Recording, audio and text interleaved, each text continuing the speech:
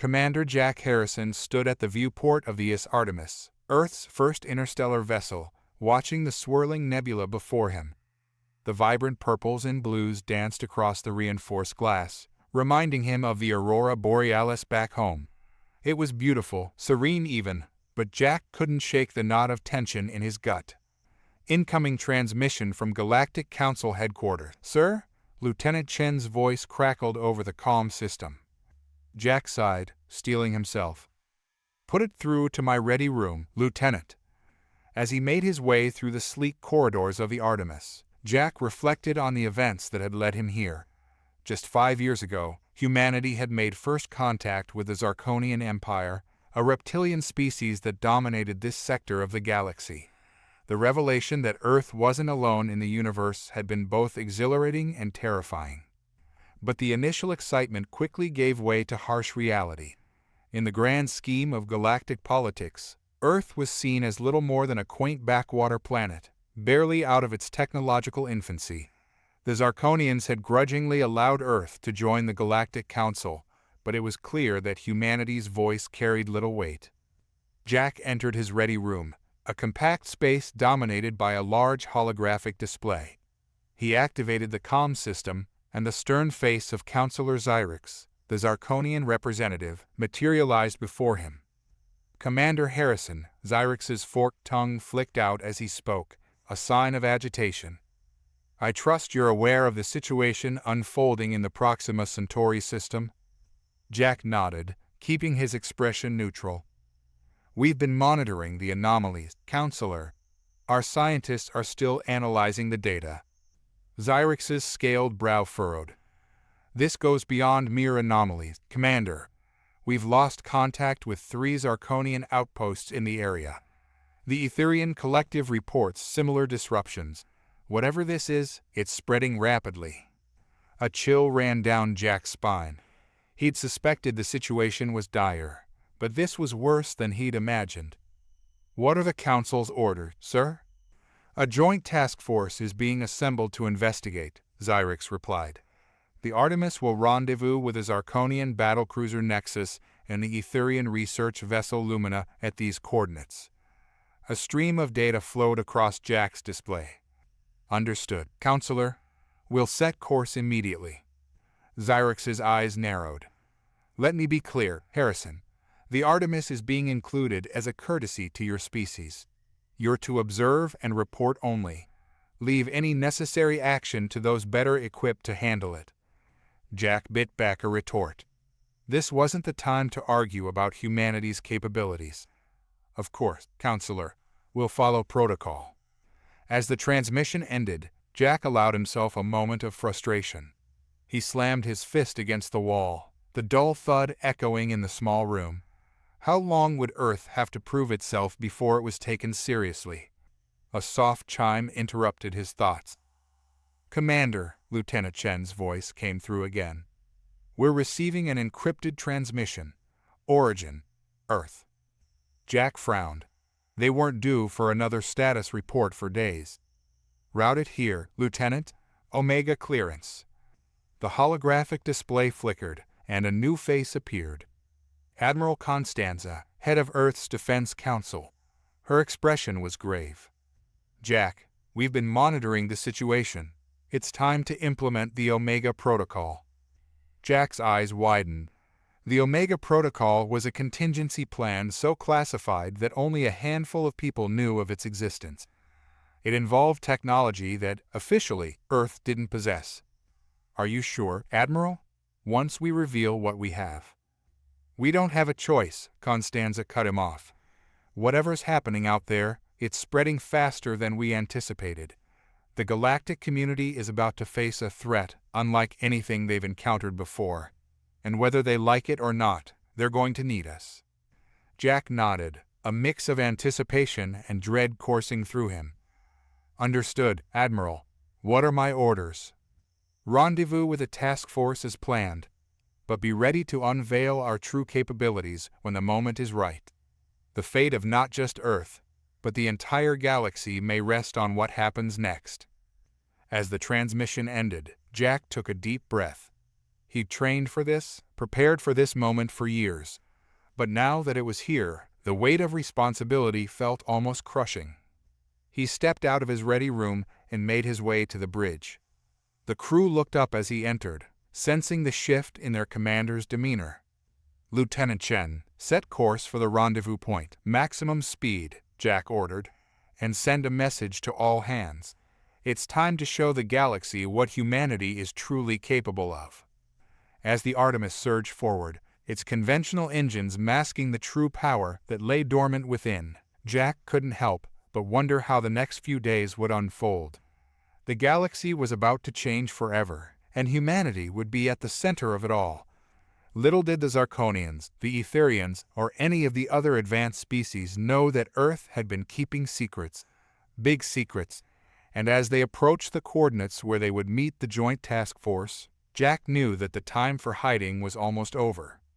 The viewport filled with a swirling chaos of faster-than-light travel, and Jack allowed himself a small smile. Let them underestimate us for now, he thought. They'll learn soon enough. As the Artemis hurtled through space, carrying its precious cargo of advanced technology and the hopes of humanity, Jack couldn't shake the feeling that they were heading towards something far bigger than anyone could imagine. The Omega Protocol wasn't just about revealing Earth's hidden strengths. It was about facing a threat that could reshape the very fabric of the galaxy. With a determined set to his jaw, Jack began reviewing the classified files on the Omega Protocol. Whatever they were about to face, he was determined that humanity would not only survive but prove its worth to the galactic community. The stage was set. The players were assembling, and at the heart of it all, a secret weapon that would make empires tremble. The Artemis dropped out of FTL, the swirling vortex of hyperspace giving way to the vast expanse of normal space. Before them loomed the massive form of the Zarkonian battlecruiser Nexus, its scaled hull gleaming in the light of Proxima Centauri. Nearby, the Etherian vessel Lumina pulsed with an otherworldly glow, its energy-based structure a stark contrast to the solid ships around it. Jack straightened his uniform, preparing to face the alien commanders. "Lieutenant Chen, hail the Nexus. Let them know we're ready to dock." As they maneuvered towards the Zarkonian ship, Jack couldn't help but marvel at its size. The Artemis, impressive by Earth standards, was dwarfed by the alien vessel, a reminder of just how far humanity had to go in the eyes of the galactic community. The docking procedure went smoothly, and soon Jack found himself walking through the cavernous halls of the Nexus, flanked by his second-in-command, Major Derek Hawkins. The Zarkonian crew they passed regarded them with a mix of curiosity and disdain. They were led to a large briefing room where the other commanders were already waiting. Captain SSF of the Nexus, a towering Zarkonian with emerald scales and piercing yellow eyes, nodded curtly as they entered. Beside him, the Etherian leader, Coordinator Zin, flickered in and out of visibility, their energy-based forms struggling to maintain cohesion in the ship's atmosphere. "Commander Harrison," SSF's voice was a low hiss. "How kind of you to join us. I trust your vessel had no trouble keeping up." Jack bit back a retort, reminding himself of the larger mission at hand. "The Artemis performed admirably, Captain. Now, what's the situation?" SSF's eyes narrowed at Jack's businesslike tone, but he activated a holographic display in the center of the room. A map of the sector materialized, with several systems pulsing in ominous red. "Over the past solar cycle, we've lost contact with multiple outposts and colonies in this region," Seth explained. "At first, we assumed it was a technical malfunction, but then we received this." The hologram shifted, showing a grainy video feed. A Zarkonian scientist, fear evident in his eyes, spoke hurriedly into the camera. "They're here, the void. It's consuming everything. You must warn." The transmission cut off abruptly, replaced by static. A heavy silence fell over the room. Jack's mind raced, trying to process what he'd just seen. "The void? What does that mean?" Coordinator Zin's form pulsed brightly as they spoke, their voice a melodic hum. "There are legends, ancient even by our standards, of entities that exist between the stars. beings of pure darkness that consume all they touch. We had dismissed them as myths, but now, myths or not, something is out there, Siseth growled. And it's headed this way. Our orders are to investigate and, if possible, stop whatever this is before it reaches more populated systems. Jack nodded, his earlier frustrations forgotten in the face of this new threat. What's our plan of action? SSF brought up a new star chart. We'll start by investigating the nearest affected system, Proxima Centauri Roman 4. It's a small mining colony, recently established. If there are any survivors or clues, we'll find them there. As the alien commanders discussed the details of their approach, Jack felt a tap on his shoulder. Major Hawkins leaned in, speaking in a low whisper. "Sir, given what we've just learned, do you think it's time?" Jack hesitated. The Omega Protocol was meant for a moment of dire need, but was this it? Or would revealing their true capabilities now be premature? He thought back to Admiral Constanza's words. Be ready to unveil our true capabilities when the moment is right. Making a decision, Jack cleared his throat, interrupting the ongoing discussion. Captain SSF, Coordinator Zinn, there's something you need to know about the Artemis. Both alien leaders turned to him, curiosity evident in their expressions. Jack took a deep breath, knowing that what he was about to say would change everything. The ship you see docked with the Nexus is just a shell. The true Artemis is something else entirely, something that might give us an edge against this threat. SSF's scaled brow furrowed. What are you talking about, human? Jack tapped his comm badge. Artemis, initiate Omega Protocol. Authorization, Harrison Alpha 90. For a moment, nothing happened. Then, alarms began blaring throughout the Nexus. Siseth whirled on Jack, anger flashing in his eyes. What have you done? But before the Zarkonian could act, a brilliant light flooded the briefing room. Through the viewport, they watched in awe as the seemingly ordinary human ship began to transform. The outer hull of the Artemis shimmered and fell away, revealing a sleek, otherworldly vessel beneath. It pulsed with an energy that even the Etherians seemed to find foreign. In moments, the true form of humanity's flagship was revealed, a ship that melded technology with something almost organic, defying the laws of physics as understood by the galactic community. SSF and Zinn stared in disbelief, their earlier dismissiveness replaced by a mix of fear and wonder. Jack allowed himself a small smile. Counselor Zyrex said to leave any necessary action to those better equipped to handle it. Well, I believe we just became the best equipped in this sector. As the transformed Artemis hovered before them, its power evident even to the advanced alien races, Jack knew that the real challenge was just beginning. They had revealed their secret weapon, but would it be enough to face the horrors that awaited them in the void? The fate of not just humanity, but the entire galaxy, now rested on what they would do next. The stunned silence that followed the Artemis's transformation was broken by Captain SSF's enraged roar. Deception, you've violated countless treaties, human. His clawed hand moved towards the weapon at his hip. Jack raised his hands in a placating gesture. Captain, I understand your anger, but we don't have time for this.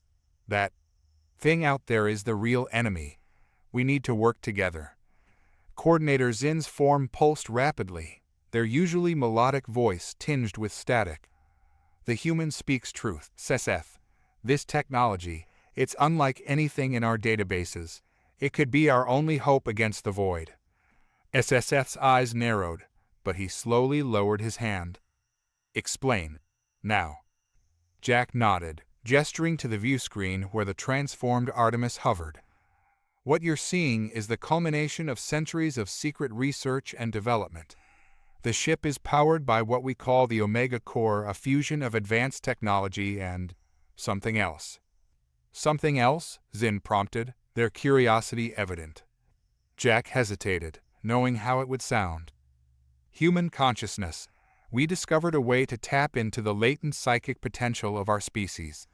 The Omega Core amplifies it, allowing us to manipulate energy and matter in ways we're only beginning to understand. SSF scoffed. Psychic potential, your kind can barely achieve spaceflight, let alone.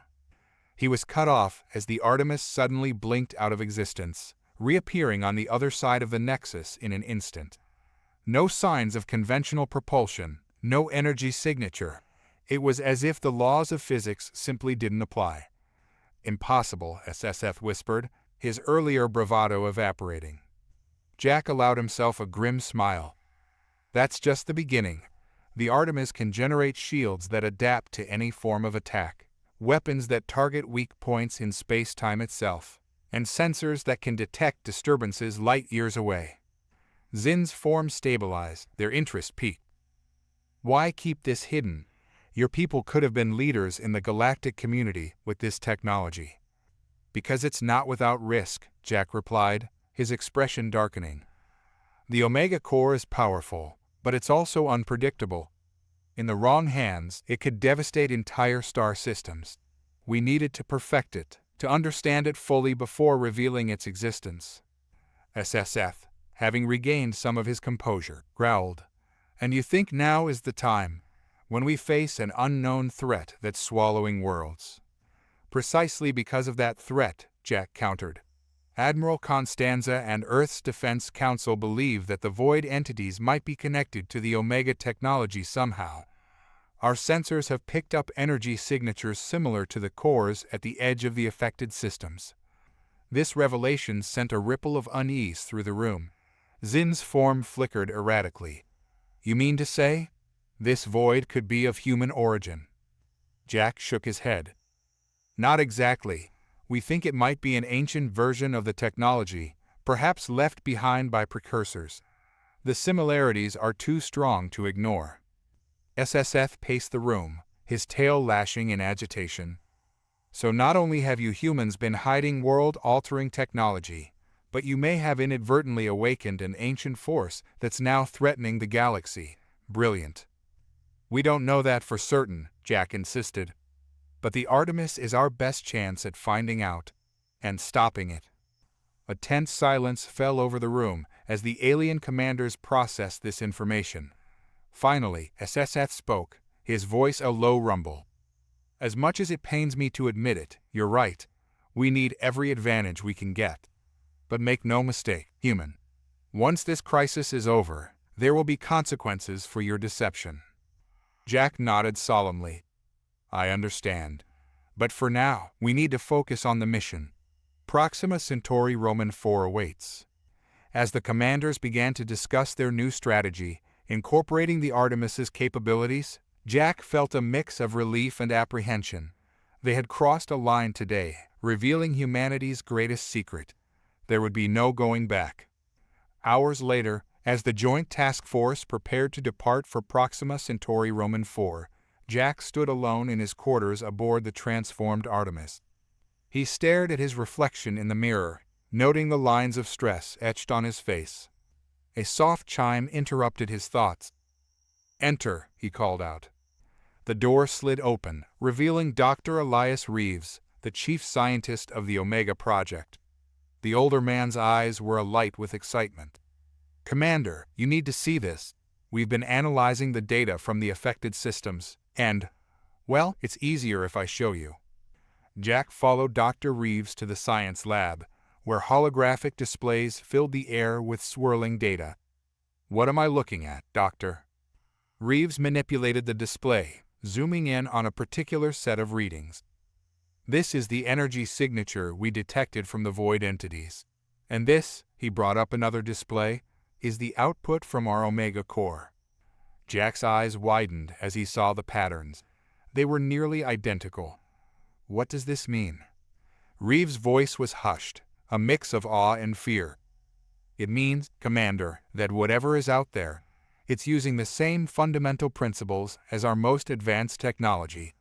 The question is, did we recreate something ancient by accident, or did something out there notice when we activated the core and come looking? Jack finished, a chill running down his spine.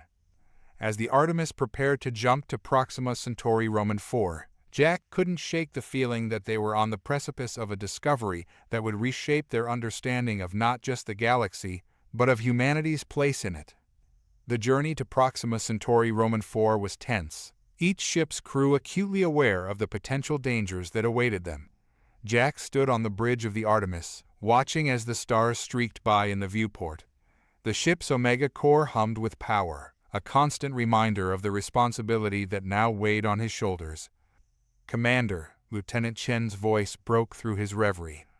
"We're approaching the Proxima Centauri system, exiting FTL in 3, 2, 1. The starfield snapped back into focus as the Artemis dropped out of faster-than-light travel. Beside them, the Zarkonian and Etherian ships emerged, their crews no doubt as apprehensive as Jack's own. But nothing could have prepared them for the sight that greeted them. Proxima Centauri Roman 4, once a thriving mining colony, was wrong. The planet's surface was marred by vast, inky black patches that seemed to devour the light around them. And at the edges of these patches, reality itself appeared to warp and twist. "My God," Major Hawkins whispered beside Jack. "What are we looking at?" Before Jack could respond, the comm system crackled to life. Captain SSF's face appeared on the screen, his usual bravado replaced by grim determination. "Commander Harrison, are your sensors detecting what ours are?" Jack nodded to his science officer, who quickly brought up a holographic display. "If you mean the massive energy readings coming from those black areas, then yes, it's like nothing we've ever seen before." Coordinator Zin's ethereal form shimmered into view next to SSF. "Our readings indicate that these anomalies are expanding, slowly but steadily, if left unchecked. They'll consume the entire planet," Jack finished, the implications sending a chill down his spine. SSF's scaled brow furrowed. "We need to get down there, find out what's happening, and stop it if we can. Zin, can your people safely approach those things?" The Etherian's form flickered uncertainly. "Unknown. The energy patterns are chaotic. It could destabilize our essence." Jack stepped forward, a plan forming in his mind. "The Artemis can get close. Our Omega-enhanced shields should protect us from whatever's down there. We can take a small team to the surface and gather data." SSF looked like he wanted to argue, but the gravity of the situation won out. "Agreed. But I'm coming with you, human. I won't let your kind be the only ones with eyes on the ground." Preparations moved swiftly after that. Within the hour, a joint team was assembled in the Artemis's hangar bay. Jack, Major Hawkins, and Dr. Reeves represented Earth. Captain SSF brought his most trusted security officer, a hulking Zarkonian named Kral, and from the Etherian ship, a specialist named Lux volunteered, their energy form contained within a protective suit to allow them to operate in non-energy environments. As the team boarded a specially modified shuttle, Jack couldn't shake a sense of foreboding. They were about to step into the unknown, facing a threat that defied their understanding of the universe. The descent to Proxima Centauri IV's surface was turbulent. As they neared the largest of the black patches, the shuttle systems began to fluctuate wildly. "Commander," Dr. Reeves called out, his eyes glued to his instruments. "The energy readings? They're off the charts. It's like the laws of physics are breaking down around us." Jack gripped his seat tighter. "Can we land safely?" Reeves nodded, though his expression was far from confident. "I believe so, but we'll need to do it quickly. The longer we're exposed, the greater the risk of system failure." With expert precision, Major Hawkins guided the shuttle to a landing site just at the edge of the anomaly. As the team disembarked, the alien nature of their surroundings became even more apparent. The ground beneath their feet seemed to pulse with an otherworldly energy. The air shimmered with distortions, making it difficult to trust what their eyes were seeing. And at the edge of the black patch, reality itself seemed to fray, objects and light bending in impossible ways. "By the first egg," SSF muttered, his usual bravado replaced by awe and fear. "What is this place?" Dr. Reeves was already taking readings, his face pale as he interpreted the data. It's like a tear in the fabric of space-time. But it's not just a passive phenomenon. There's intelligence behind it. Purpose." As if in response to his words, a low, thrumming sound began to emanate from the heart of the anomaly. It resonated in their bones, setting their nerves on edge. Lux's energy form pulsed erratically within their containment suit. "We are not alone here. Something watches. Something. Vast." Jack was about to respond when a piercing scream cut through the air. They turned to see Kral, SSF's security officer, being dragged towards the edge of the anomaly by tendrils of pure darkness. Without hesitation, Jack activated his Omega-enhanced personal shield and rushed forward, grabbing Kral's arm. The others quickly joined him, forming a chain to pull the Zarkonian back. But as they struggled against the impossible force, Jack felt something brush against his mind. A presence, ancient and alien, filled with curiosity and hunger. And in that moment, as reality warped around them, and the void threatened to consume them all, Jack realized that they had stumbled upon something far greater and more terrifying than they could have imagined. The true nature of the void, and its connection to humanity's secret weapon, was about to be revealed, and the fate of the galaxy hung in the balance. The team strained against the dark tendrils, their combined strength barely enough to keep Kral from being dragged into the void. Jack's mind raced, knowing they couldn't hold out much longer. "Reeves!" he shouted over the otherworldly hum that filled the air. "The Omega Core? Can we use it to disrupt whatever this is?" The scientist's eyes widened with realization. "Yes, but the shuttle's systems aren't powerful enough. We need the Artemis." Jack nodded, his decision made in an instant. "Everyone, hold on," he closed his eyes, focusing his thoughts on the Omega Core aboard the Artemis. The connection they shared, human and machine intertwined, flared to life. In orbit, the Artemis's systems suddenly surged with power. The ship vanished from the stunned view of the Zarkonian and Etherian vessels, reappearing moments later in the planet's atmosphere directly above the team's position. A beam of pure energy lanced down from the ship, enveloping the group in a cocoon of shimmering light. The dark tendrils recoiled, releasing Kral with a sound like tearing fabric. As the team caught their breath, the alien presence in Jack's mind intensified. Images and concepts flooded his consciousness, too vast and strange to fully comprehend. "Commander," Major Hawkins's voice seemed distant. "Are you all right?" Jack blinked, realizing he had fallen to his knees. I saw something. Talked to something." He looked up at his team, his eyes wide. "I know what the void is, and why it's here." Before he could elaborate, the ground beneath them shuddered. The black anomaly began to pulse, expanding rapidly. "We need to get out of here," SSF roared, helping Kral to his feet. "No," Jack said, his voice filled with a certainty he didn't fully understand. "We need to go in." Reeves looked at him like he'd lost his mind. "In? Commander, that's suicide." "Trust me," Jack insisted. "I saw. The void isn't our enemy.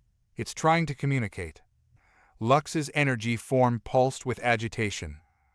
"The human speaks truth. I sense purpose, not malevolence." SSF's eyes narrowed. "And we're just supposed to take your word for it. Walk into that thing." Jack met the Zarkonian's gaze.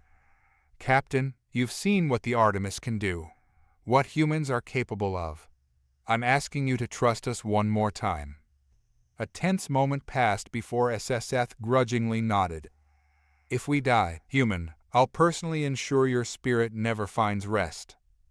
With a decision made, Jack reached out with his mind once more, connecting to the Artemis. The ship descended, its Omega-enhanced shields extending to encompass the entire team.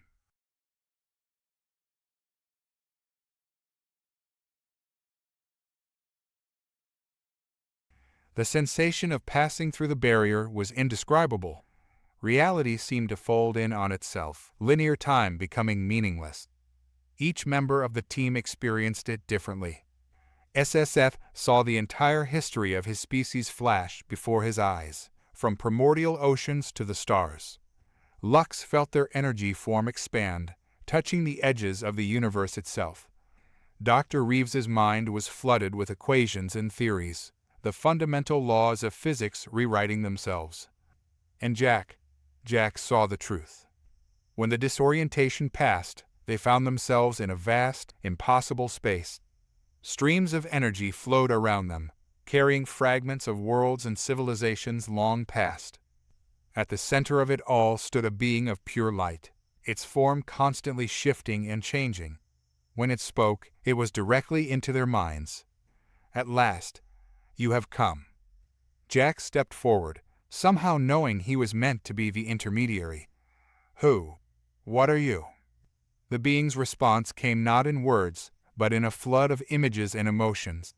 Jack saw the birth of the universe, the rise and fall of countless civilizations across billions of years. And through it all, these beings watched and waited. "You're the precursors," Jack breathed, the realization dawning. "The ones who seeded the galaxy with life, who left behind the technology we found." Yes and no. The concept was complex, beyond simple affirmation or denial. We are the caretakers, the gardeners, and you, humanity, are our greatest creation. The truth hit Jack like a physical blow. The Omega technology wasn't just some random discovery. It was humanity's birthright, encoded into their very DNA eons ago. "The void," he said, understanding flooding through him. "It's not destruction, it's evolution." "Correct. The time has come for the next step, but it cannot be forced. It must be chosen." SSF, who had been uncharacteristically quiet, finally found his voice. "Chosen? What does that mean for the rest of us, for the galaxy?" The being's attention turned to the Zirconian, and for a moment SSF's mind was open to vistas of possibility he had never imagined. All life is connected. All have the potential. Humanity is the key, but not the lock. Together, you will shape the future of all. As the implications of this revelation sank in, Jack realized the weight of the choice before them. The void wasn't a threat to be stopped, but an opportunity, a chance for all sentient life to take the next step in cosmic evolution. But it had to be a choice freely made by all species together. The being's presence began to fade, its final message echoing in their minds. "The seeds have been planted. The garden tends itself now. What blooms is up to you." In a flash of light, the team found themselves back on the surface of Proxima Centauri Roman 4. The black anomalies were gone, leaving behind a transformed landscape teeming with new, impossible life. As the Artemis descended to pick them up, Jack looked at his diverse team, human, Zirconian, Etherian, and saw the future. A future where the boundaries between species, between organic and technological, between matter and energy, would blur and ultimately dissolve. The galaxy was on the brink of a new age, and humanity, once dismissed as primitive, would lead the way. But first, they had a lot of explaining to do. As the Artemis ascended back into orbit, the weight of their discovery pressed heavily on Jack's mind. The shuttle bay was filled with a tense silence, each member of the team lost in their own thoughts about the profound revelations they had just experienced. Dr. Reeves was the first to break the silence, his voice filled with a mix of awe and scientific curiosity. "Commander, what we've just witnessed, it changes everything. Our understanding of the universe, of our own origins, it's all been turned on its head." Jack nodded, his eyes distant as he processed the flood of information still swirling in his mind. "You're right, Doctor, but the question now is, what do we do with this knowledge?" SSF, who had been uncharacteristically quiet since their return, suddenly slammed his scaled fist against the shuttle's wall. "Do? We do nothing. This information cannot leave this ship. Do you have any idea what this would do to the galactic order?" The Zirconian captain's outburst sparked an immediate reaction. Lux's energy form pulsed rapidly, their voice resonating with barely contained excitement. "But Captain SSF, this is the greatest discovery in the history of all our species. We cannot simply ignore it." "Lux is right," Major Hawkins chimed in. "This isn't just about humanity anymore. The precursors or caretakers, or whatever we want to call them, made it clear that all sentient life has a role to play in this evolution. Jack held up a hand, silencing the growing debate. We all need time to process this, but we also need to make some immediate decisions. The Artemis wasn't the only ship that witnessed the transformation of Proxima Centauri Roman 4. The Nexus and the Lumina will be demanding answers. As if on cue, the ship's communication system crackled to life. Commander Harrison, Lieutenant Chen's voice came through, tension evident in his tone. We're receiving urgent hails from both the Zirconian and Etherian vessels. They're quite insistent on speaking with you. Jack took a deep breath, steeling himself for what was to come. Patch them through to the shuttle bay. It's time we face this together. The air shimmered as two holographic projections materialized in the center of the bay. The imposing figure of the Zirconian fleet commander, Admiral Zexra, appeared alongside the ethereal form of Unveiled, the highest-ranking Etherian present. Admiral Zexra's voice boomed through the shuttle bay, his reptilian features contorted with a mix of anger and fear. What in the name of the first egg happened down there, Harrison? Our sensors recorded energy spikes unlike anything we've ever seen, and now the planet's entire biosphere has been altered. Before Jack could respond, Unveil's melodious voice cut in.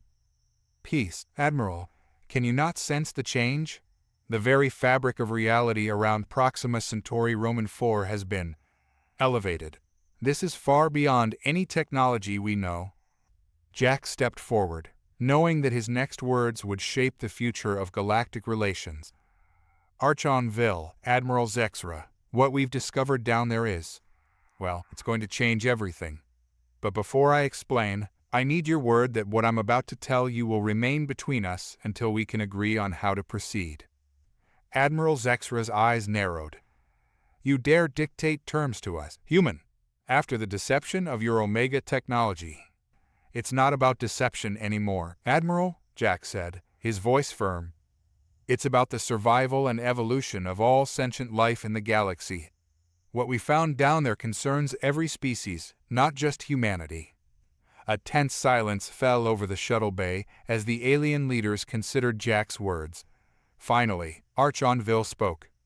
Very well, Commander. You have our word. Now, please, enlighten us.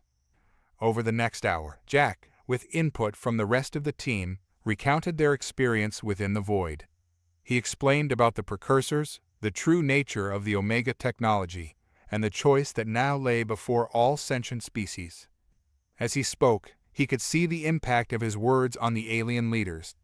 Admiral Zexra's initial hostility gave way to a look of grudging respect, tinged with fear at the implications. Unveil's energy form pulsed with an intensity that spoke of barely contained excitement. When Jack finished, silence once again filled the shuttle bay. It was Admiral Zexra who finally broke it, his voice uncharacteristically subdued. If what you say is true, Harrison, the power dynamics of the entire galaxy are about to shift dramatically. Unveil's form shimmered in agreement. Indeed. The question now is, how do we proceed? This information, it cannot be contained forever, and perhaps it shouldn't be. Jack nodded, feeling the weight of the galaxy on his shoulders. You're right, Archon, but we need to be careful. If this information isn't handled properly, it could lead to panic, to war even. Species fighting to control the Omega technology, to be the first to evolve. Then we must form a coalition, Seth said, surprising everyone with his sudden input. A united front of all spacefaring races. We present this information together, as equals. The idea hung in the air, its potential clear to all present. Jack felt a glimmer of hope. It won't be easy, he said. There will be resistance, fear, accusations of deception, but it might be our best chance. Admiral Zexra's hologram flickered as he shifted, his expression thoughtful. The Galactic Council, it would need to be reformed, expanded. Earth would need a seat. As would all sentient species, Unveiled added.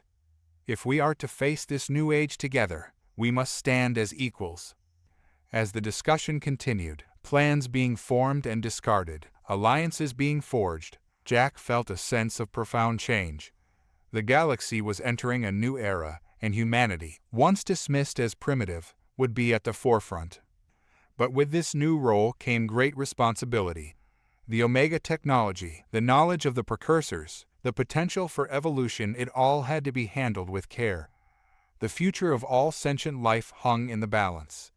As the Artemis orbited the transformed Proxima Centauri Roman 4, its crew unaware of the momentous decisions being made in the shuttle bay, Jack Harrison knew that the real challenge was just beginning. The revelation of humanity's true potential was just the first step on a journey that would reshape the very fabric of galactic society. The Omega Protocol had been initiated. There was no turning back now. In the weeks that followed the Proxima Centauri Roman 4 incident, the galaxy teetered on the edge of monumental change.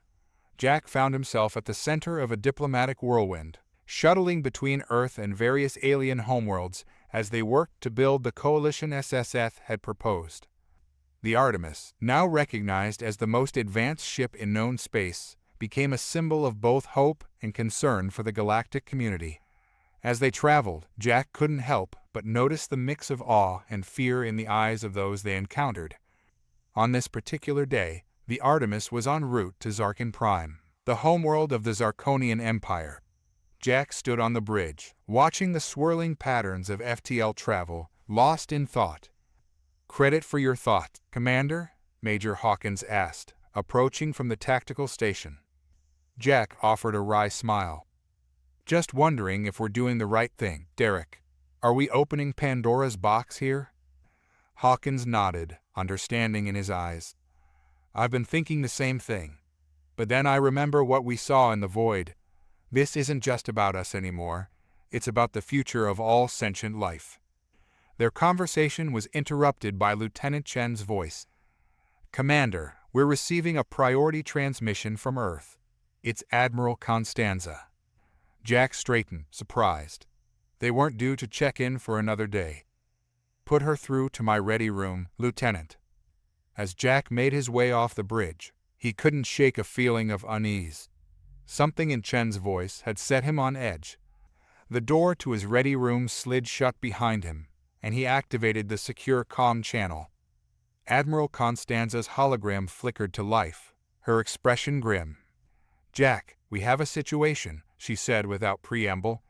"The Myriad Hive has made their move." Jack felt his blood run cold. The Myriad, an insectoid race known for their vast numbers and hive mind, had been notably absent from the coalition talks. "What kind of move, Admiral?" "They've launched attacks on multiple fronts. Zarkonian colonies, Etherian research stations, even a few human outposts. They're claiming that the Omega technology is a threat to their way of life and are demanding its immediate surrender." Jack's mind raced. This was exactly the scenario they'd been trying to prevent. "Have they breached any Omega-protected sites?" Constanza shook her head. "Not yet, but they're throwing everything they have at it. It's only a matter of time before." Her image suddenly distorted, breaking up into static. Jack leaned forward, alarmed. "Admiral? Admiral Constanza, can you hear me?" The static cleared for a moment, long enough for him to hear. "Jack, be careful. We think they've," before cutting out entirely. Jack slammed his fist on the comm panel. "Chen, what happened to that transmission?" "Unknown, sir," Chen's voice came back, tension evident. "We're detecting massive energy disturbances throughout the sector. It's interfering with all long-range communications." A cold realization settled in Jack's gut. "It started," he muttered. Then, louder, "All hands, battle stations. Major Hawkins, set course for the nearest human colony. Maximum speed." As klaxons blared throughout the ship, Jack's mind whirled with possibilities. The Myriad's attack was bad enough, but he couldn't shake the feeling that there was more to it. The energy disturbances, the cut communication, it all felt too coordinated. The Artemis dropped out of FTL near the colony of New Horizon, and the scene that greeted them confirmed Jack's worst fears. A massive Myriad fleet hung in orbit, their bio-organic ships swarming around a familiar black void that was slowly consuming the planet. "By all that's holy," Hawkins breathed, staring at the viewscreen. "They've weaponized it. They've weaponized the void." Jack's jaw clenched. Somehow, the Myriad had twisted the Omega technology, turning what was meant to be a tool of evolution into an instrument of destruction. "Shields up," he ordered, his voice steady despite the turmoil in his mind. "Charge all Omega systems. We're going in." As the Artemis surged forward, its advanced systems coming to life, Jack knew that this was more than just a battle. It was a fight for the future of the galaxy, for the very nature of sentient evolution. The myriad ships turned to face them, a sea of chitinous hulls and bioweapons. Behind them, the void continued to grow, threatening to engulf everything in its path. Jack took a deep breath, centering himself. He could feel the Omega core pulsing in sync with his heartbeat, the ship an extension of his will. Whatever happened next would shape the destiny of not just humanity, but all life in the galaxy. "All hands," he called out, his voice carrying through every deck of the ship. "Remember your training. Remember why we're here. We're not just fighting for Earth now. We're fighting for every sentient being in the galaxy." As the first volley of myriad weapons fire streaked towards them, Jack allowed himself a grim smile. They had unlocked humanity's potential, and now it was time to prove they were worthy of it. "Engage," he commanded, and the Artemis leapt into battle, a beacon of hope against the encroaching darkness. The fate of the galaxy hung in the balance, and Jack Harrison, once a simple starship commander, now found himself at the center of a cosmic storm that would determine the course of evolution itself. The space around New Horizon erupted into chaos as the Artemis engaged the Myriad fleet. Swarms of bio-organic fighters surrounded the Earth ship, their attacks glancing off the Omega-enhanced shields. "Status report," Jack called out, his hands gripping the command chair as the ship shuddered under the assault. Lieutenant Chen's fingers danced across his console. "Shields holding at 92%, sir. Omega core stable and responsive. We're outgunning them, but they've got numbers on their side." Jack nodded grimly. "Focus fire on their command ships. If we can disrupt their hive mind, we might be able to throw them into disarray." As the Artemis unleashed a barrage of Omega-powered energy beams, cutting through the myriad ships like paper, Jack couldn't shake a nagging feeling. Something about this attack felt off. "Hawkins," he called to his second-in-command, "doesn't this seem too easy? The Myriad are known for their tactics. This is almost reckless." Major Hawkins frowned, analyzing the battle patterns. "You're right, sir. It's almost like they're hurting us." Realization struck Jack like a physical blow. "It's a trap. All hands, brace for." His warning came too late. A massive surge of energy erupted from the void, washing over the Artemis. For a moment, every system on the ship went dark. In that instant of vulnerability, Jack felt something alien brush against his mind. A presence vast and cold, filled with an insatiable hunger. As quickly as it had come, the presence receded, and the ship's systems flickered back to life. But Jack knew something had changed. The connection he felt to the Omega core seemed tainted somehow. "Report," he barked, fighting off a wave of disorientation. Dr. Reeves' voice came over the comm, panic evident in his tone. "Commander, the Omega core. It's destabilizing. That energy surge did something to it. If we don't shut it down, we could be looking at a chain reaction that could tear a hole in space-time itself." Jack's mind raced. Shutting down the core would leave them defenseless against the Myriad fleet. But the alternative? "Do it," he ordered, his voice heavy with the weight of the decision. "Initiate emergency core shutdown." As alarms blared throughout the ship, Jack turned his attention back to the battle. Without the Omega-enhanced systems, the Artemis was just another ship, advanced by normal standards but hopelessly outgunned against the Myriad swarm. "Sir," Chen called out, his voice tight with tension, "we're being hailed. It's the Myriad Queen herself." Jack steeled himself. On screen, the view screen flickered to life, revealing a sight that sent chills down Jack's spine. The myriad queen was a massive creature, her insectoid features twisted into an approximation of a smile. But it was her eyes that caught Jack's attention. They swirled with the same darkness he had seen in the void. "Commander Harrison," the Queen's voice resonated in his mind more than through the speakers. "How kind of you to deliver the Omega technology right to us." Jack's fist clenched. "What have you done?" The Queen's mandibles clicked in what might have been laughter. "We've simply accelerated the process. Why wait for evolution when we can seize it for ourselves? The void is ours to command now, and soon the galaxy will follow." As she spoke, Jack noticed the myriad ships beginning to change. The void energy was warping them, transforming them into something nightmarish and powerful. "You don't understand what you're dealing with," Jack warned. "The void isn't a weapon, it's a tool of ascension," the Queen interrupted. "One that you humans were too weak to properly utilize. But we are not so limited. We will remake the galaxy in our image, and all lesser species will serve the hive." Jack's mind raced, searching for a solution. They were outgunned, their most powerful technology neutralized. But then, a wild idea struck him. "Reeves," he called over the comm, "the Omega Core. You said it was destabilized, right?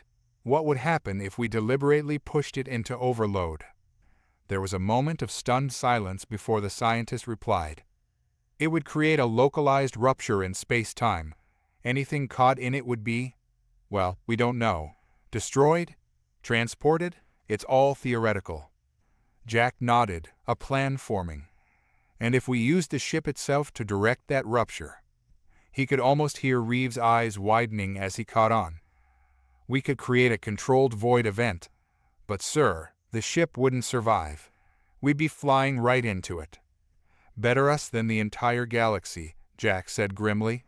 He turned to his crew, seeing the understanding and resolve in their eyes. "This is a volunteer mission only. Anyone who wants to evacuate, head to the escape pods now." Not a single crew member moved. Jack felt a surge of pride. "All right then. Chen, plot a course straight for the Queen's ship. Reeves, start the core overload. Let's show these bugs what humanity is really capable of." As the Artemis surged forward, its systems screaming in protest, Jack opened a channel to all Allied ships in the sector. "To all galactic citizens, this is Commander Jack Harrison of Earth. The myriad threat is greater than we imagined, but we have a plan. Whatever happens next, remember, the power to shape our destiny lies within all of us. Stand together, evolve together. The future is in your hands." The ship shuddered as the Omega Core began to overload, reality itself seeming to warp around them. The Queen's ship loomed larger in the viewscreen, its transformed hull bristling with void energy. In his mind, Jack felt the alien presence again, stronger now. But this time, he pushed back, focusing all his will, all his humanity into one final act of defiance.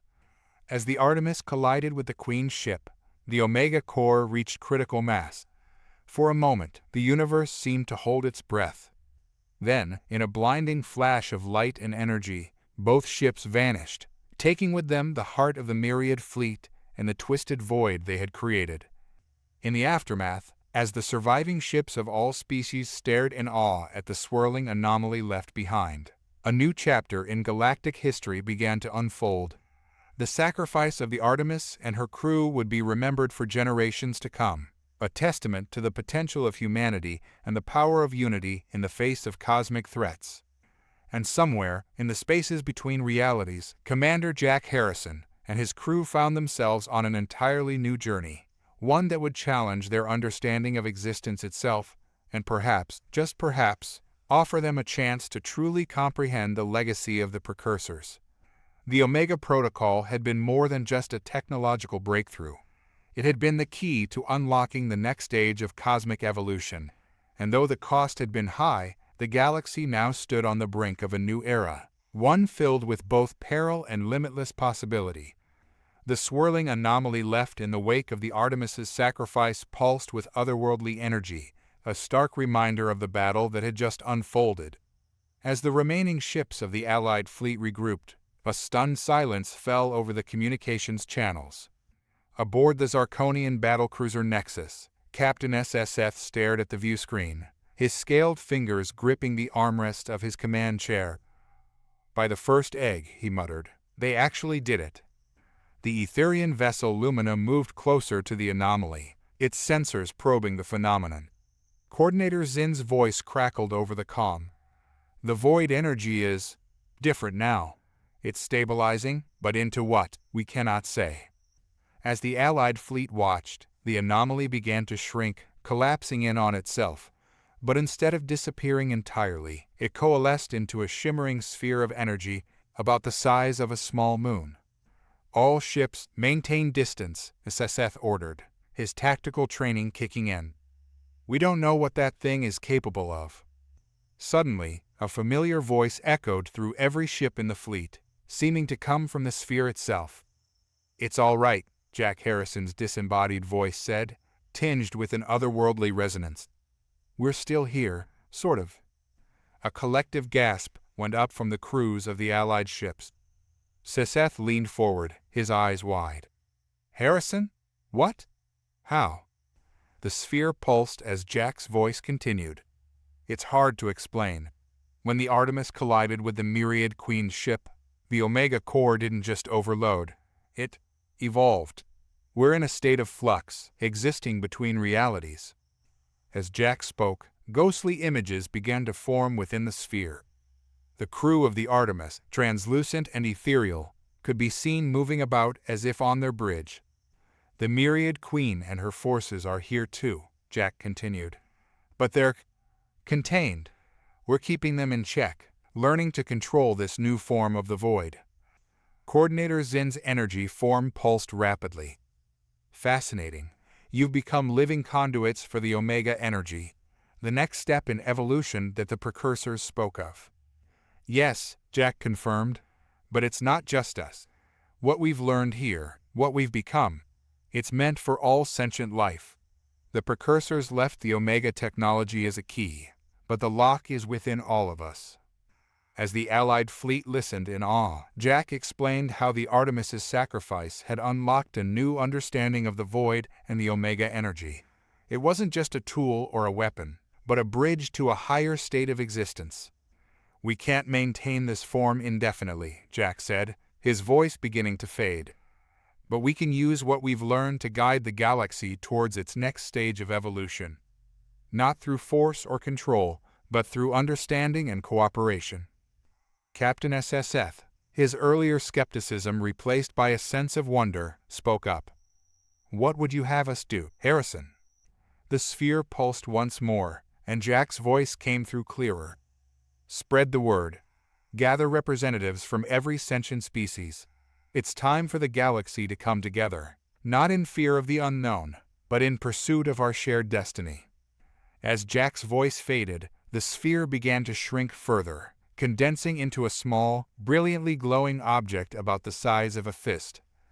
Coordinator Zin's voice was filled with awe.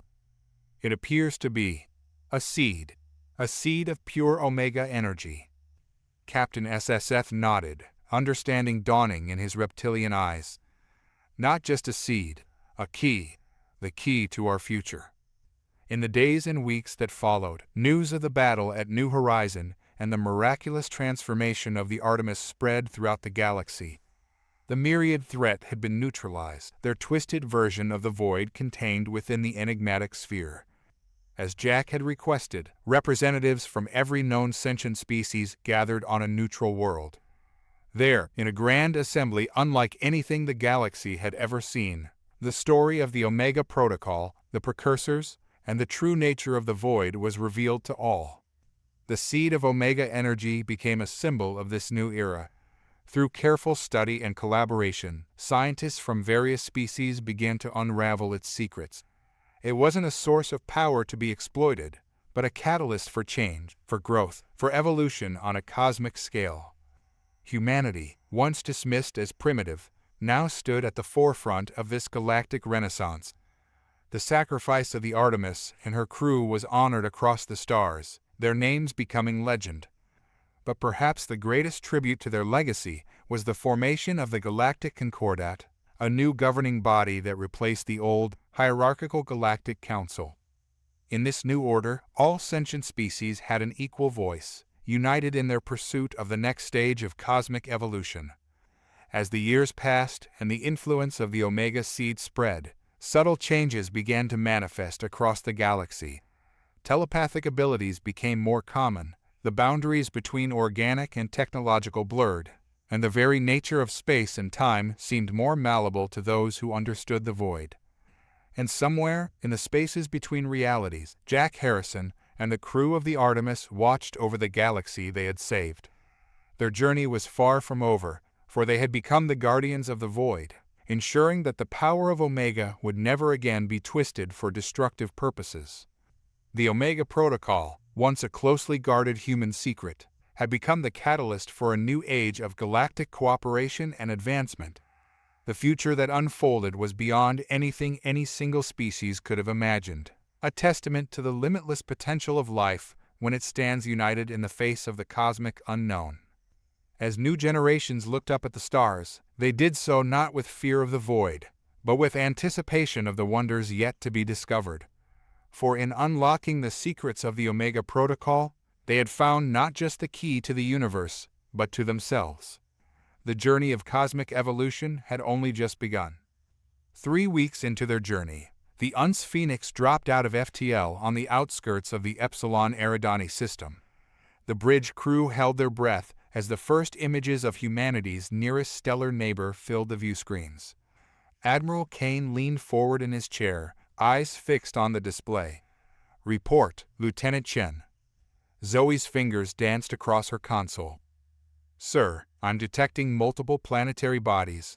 Third planet from the star appears to be in the habitable zone. Atmosphere reads as oxygen-nitrogen mix, similar to Earth." A ripple of excitement passed through the bridge. The possibility of finding a second Earth-like world so close to home was beyond their wildest expectations. "Any signs of artificial structures or transmissions?" Kane asked, keeping his voice level despite his own rising anticipation. Zoe frowned, adjusting her sensors. "Nothing conclusive, sir." "Wait." Her eyes widened. "Admiral, I'm picking up an energy signature. It's faint, but it's definitely not natural." Kane was about to order a closer approach when alarms blared across the bridge. "Multiple contacts," Zoe shouted, emerging from behind the system's gas giant. The viewscreen shifted, showing a group of sleek, unfamiliar vessels moving to intercept the Phoenix. Their design was clearly alien, but notably different from the Xeric ships they had encountered. "Battle stations," Kane ordered, his mind racing. "But hold fire. Let's not repeat past mistakes." As the crew scrambled to their positions, the alien ships formed a loose semicircle around the Phoenix. Tense seconds ticked by as both sides assessed each other. "Sir," the communications officer called out, "we're receiving a transmission. Audio only." Kane nodded. "Put it through." A voice filled the bridge, speaking in a language unlike anything they had ever heard. Yet, somehow, Kane found he could understand it, the words translating in his mind as if by magic. "Unidentified vessel," the alien voice said. "You have entered Arkan space. State your intentions." Kane exchanged a glance with Zoe, seeing his own mix of shock and excitement mirrored in her eyes. He keyed the comm. "This is Admiral Marcus Kane of the United Earth ship Phoenix. We come in peace, seeking diplomatic contact." There was a pause, then the alien voice returned. "Your ship's design is unfamiliar to us, yet you speak our language. Explain." Kane took a deep breath. This was the moment that would define humanity's first contact with a new alien race. "We are a newly spacefaring civilization," he began. "We recently defended ourselves against an invasion by a species known to us as the Xeric. In the aftermath, we developed technology that allows us to travel between stars. We came here seeking knowledge and peaceful exchange." Another, longer pause followed. Kane could almost feel the tension on the alien ships as they processed this information. Finally, the voice returned. The Jarek are known to us. They are not well regarded. You say you successfully defended against them. We did, Kane confirmed, at great cost. There was a flurry of untranslated conversation in the background of the alien transmission. Then, Admiral Kane, your arrival is unexpected, but not unwelcome.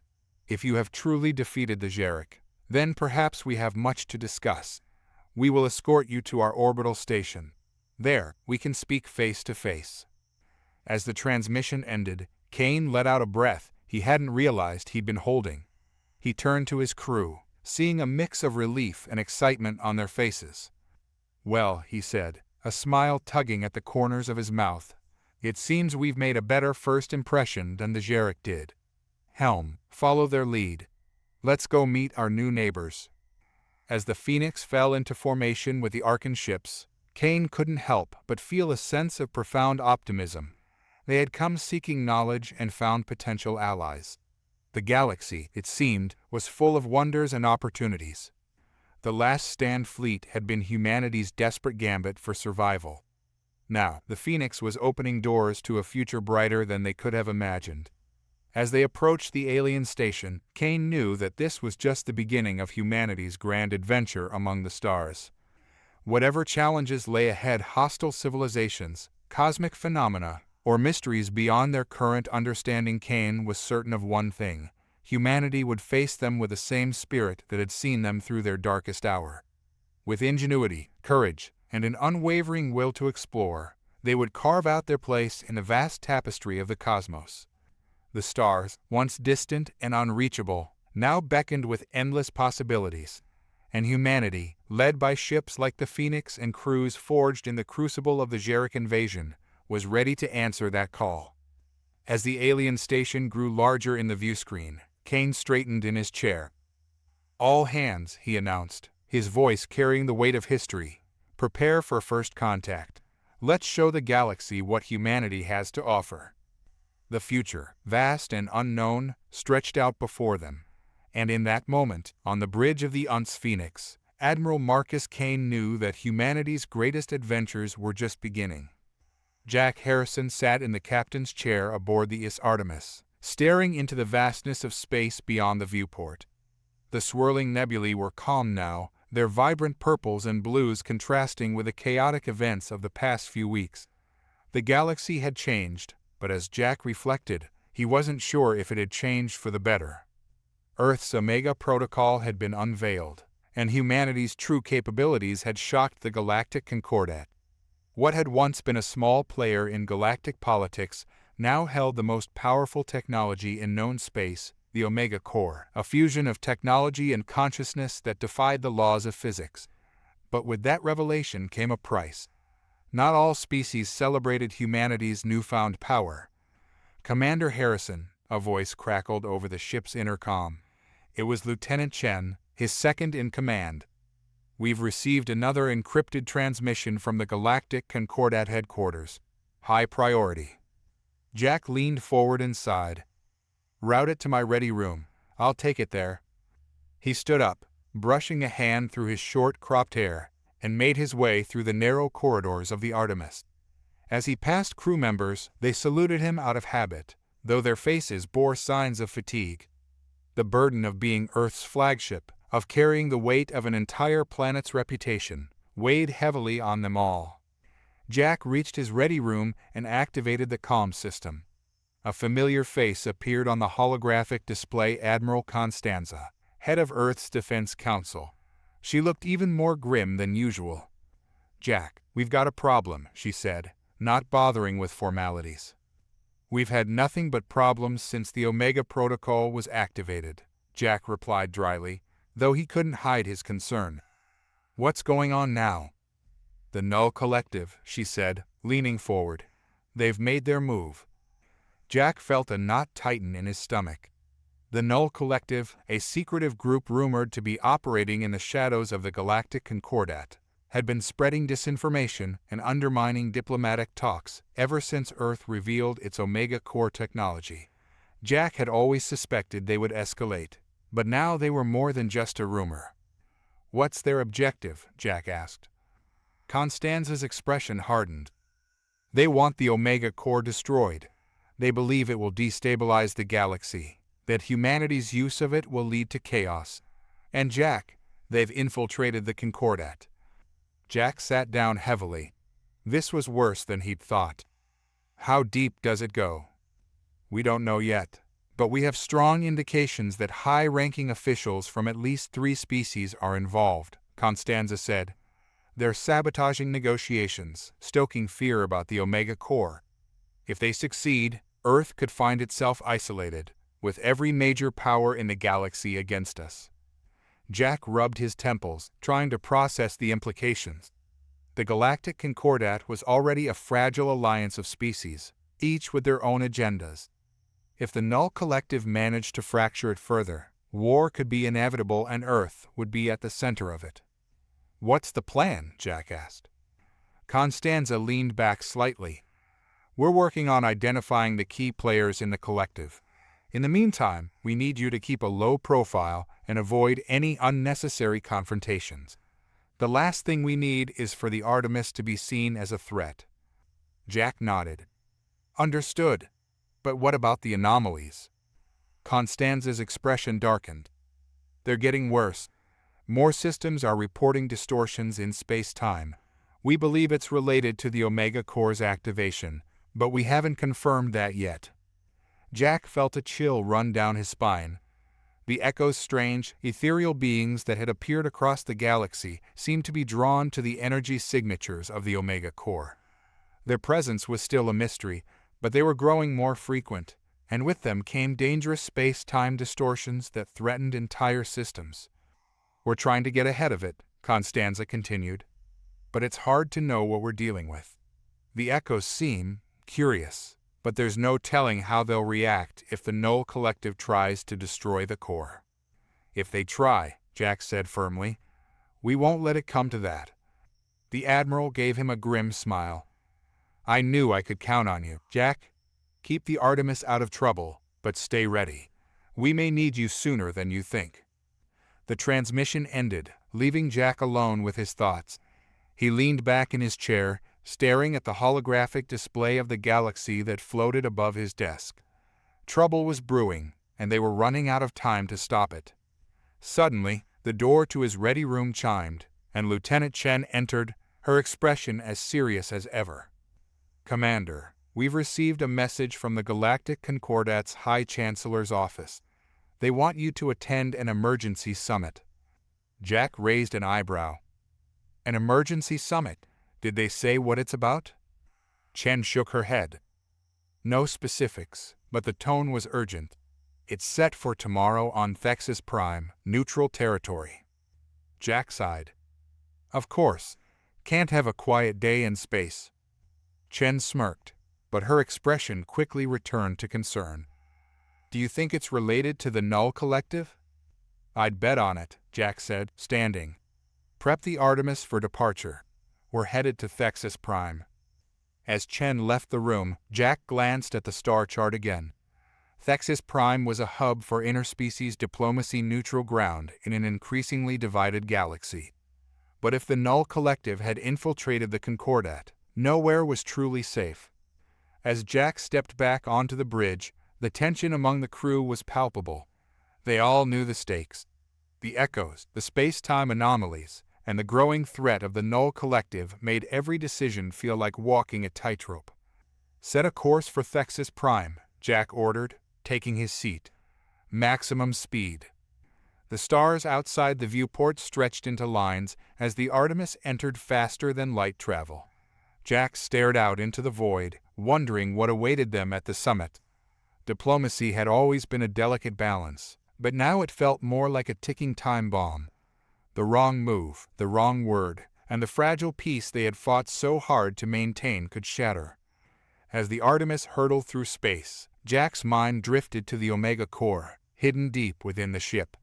Its power was both a gift and a curse, a key to unlocking the future or a catalyst for galactic destruction, and as much as he wanted to believe in its potential, The creeping fear that they were on the verge of something far more dangerous lingered at the edge of his thoughts.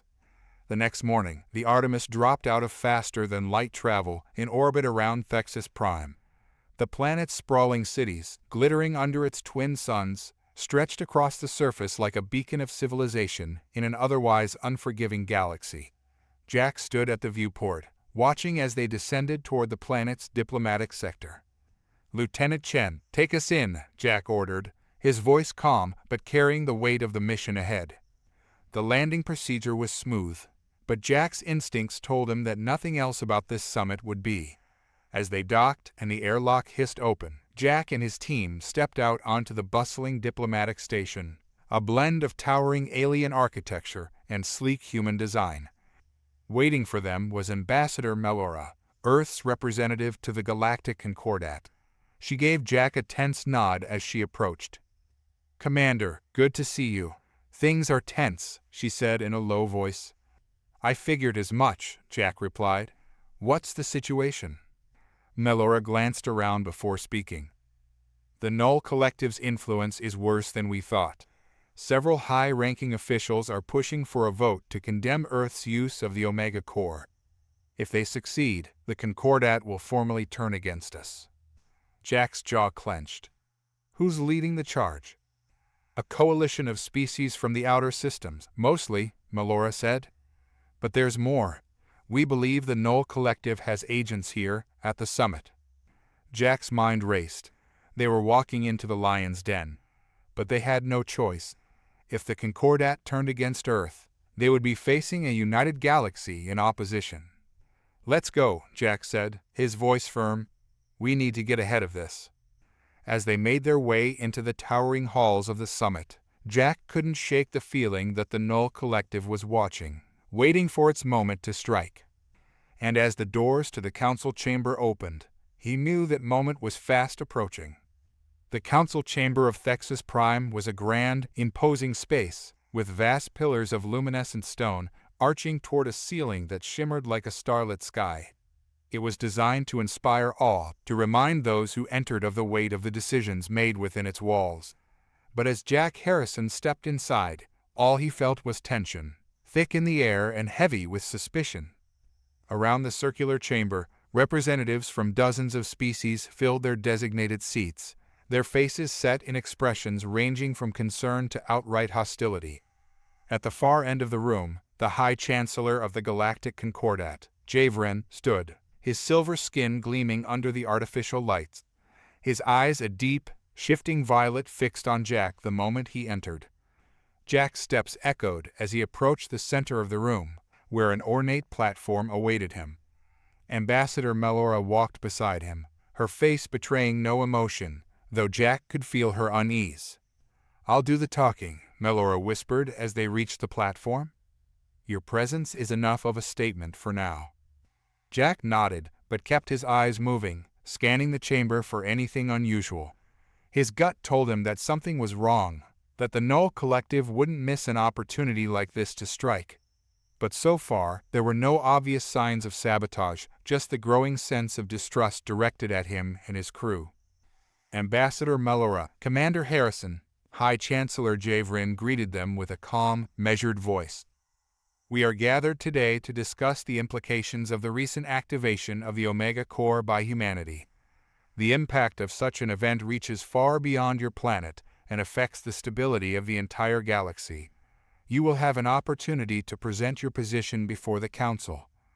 Jack stood rigidly beside Melora as she bowed slightly and began her carefully rehearsed speech. "High Chancellor, esteemed members of the Council, humanity acknowledges the gravity of the situation. We understand that the Omega Core's activation has raised concerns, but we wish to reaffirm our commitment to peace and cooperation." Melora's voice was calm and steady, but Jack could see that it wasn't enough to sway the more hostile members of the Council. A representative from the Varkathan League, a cold-blooded species with sharp, angular features, rose from his seat and cut her off. "Peace?" he hissed, his slitted eyes narrowing at Jack. "Is that what you call peace? A weapon of that magnitude in the hands of a species that was barely spacefaring a few decades ago? You expect us to believe that humanity will use this power responsibly? Jack felt his pulse quicken, but remained silent. This was expected. The Varkathans had always been skeptical of Earth's rising influence, and they weren't alone. The murmur of agreement that rippled through the chamber confirmed that many shared the sentiment. "We understand your concerns," Melora replied smoothly. "But the Omega Core is not a weapon. It is a tool for exploration, for advancing our understanding of the universe. A tool that has already caused anomalies across multiple systems." Another voice interrupted, this time from a Thalaxian representative, their blue, gelatinous form undulating with agitation. "Entire sectors are reporting space-time distortions, phenomena we've never seen before. How can you stand there and claim this technology is safe?" Jack clenched his fists behind his back. The echoes, the space-time anomalies, these were things Earth's scientists were still trying to understand. But the Council was using them as ammunition against humanity. He knew they needed a counterargument, something to shift the focus away from fear. Before Melora could respond, another voice rang out, one that Jack hadn't expected. Counselor Xyrix, the Zarkonian representative who had once dismissed humanity as insignificant, now stood with a cold, calculating gaze fixed on the Varkathans. "The Omega Core," Xyrix began, his forked tongue flicking as he spoke, "may indeed be dangerous, but that danger is not because of human incompetence. It is because this technology is far beyond any of us." A ripple of unease moved through the chamber. Xyrix continued, "I've seen the power of the core firsthand. I've also seen the meticulous care with which the humans have guarded it. If this technology had fallen into the wrong hands, we would already be at war. Yet we are not." Jack felt a flicker of surprise. Xyrix had never been an ally of humanity, but it seemed the Zarkonian saw the bigger picture. Earth had the potential to destabilize the galaxy or to protect it from even greater threats. Xyrix was making sure the Council didn't forget that. But just as Jack began to feel a slight shift in the atmosphere, something caught his eye: movement in the shadows at the edge of the chamber. It was subtle, almost imperceptible, but Jack's instincts kicked in. His gaze snapped to a figure slipping behind one of the tall pillars. He tapped Melora on the arm, interrupting her as she prepared to respond to the Council. "Something's wrong," he whispered. "Keep them talking. I'll be back." Before she could protest, Jack slipped away from the platform and made his way around the perimeter of the chamber. He moved quietly, keeping to the shadows as he approached the pillar where he had seen the figure disappear. As he rounded the corner, his heart raced. There, crouched in the dark, was a figure dressed in a long, dark cloak, clearly not a member of the Council. The figure's back was to Jack, their hands busy with something, fiddling with a small device attached to the pillar's base. Jack didn't hesitate. He grabbed the figure by the shoulder, yanking them backward. The intruder spun, revealing a pale, angular face, eyes wide with shock. They were Etherian, but their ethereal, shifting form was distorted, as though they were trying to conceal their identity. Jack had no doubt who they were. "Null Collective," Jack growled. The Etherian hissed and swung a sharp blade toward Jack's midsection. Jack dodged, barely avoiding the strike, and delivered a punch to the intruder's stomach. The cloaked figure stumbled, but before Jack could go for a takedown, they activated the device they had been working on. A sudden hum filled the chamber, and the lights flickered. Jack cursed as the cloaked figure darted away, disappearing into the shadows. But it wasn't the fleeing intruder that concerned him, it was the device they had left behind. Jack quickly knelt down to inspect it. The device was small but complex, with wires running into the pillar's control systems.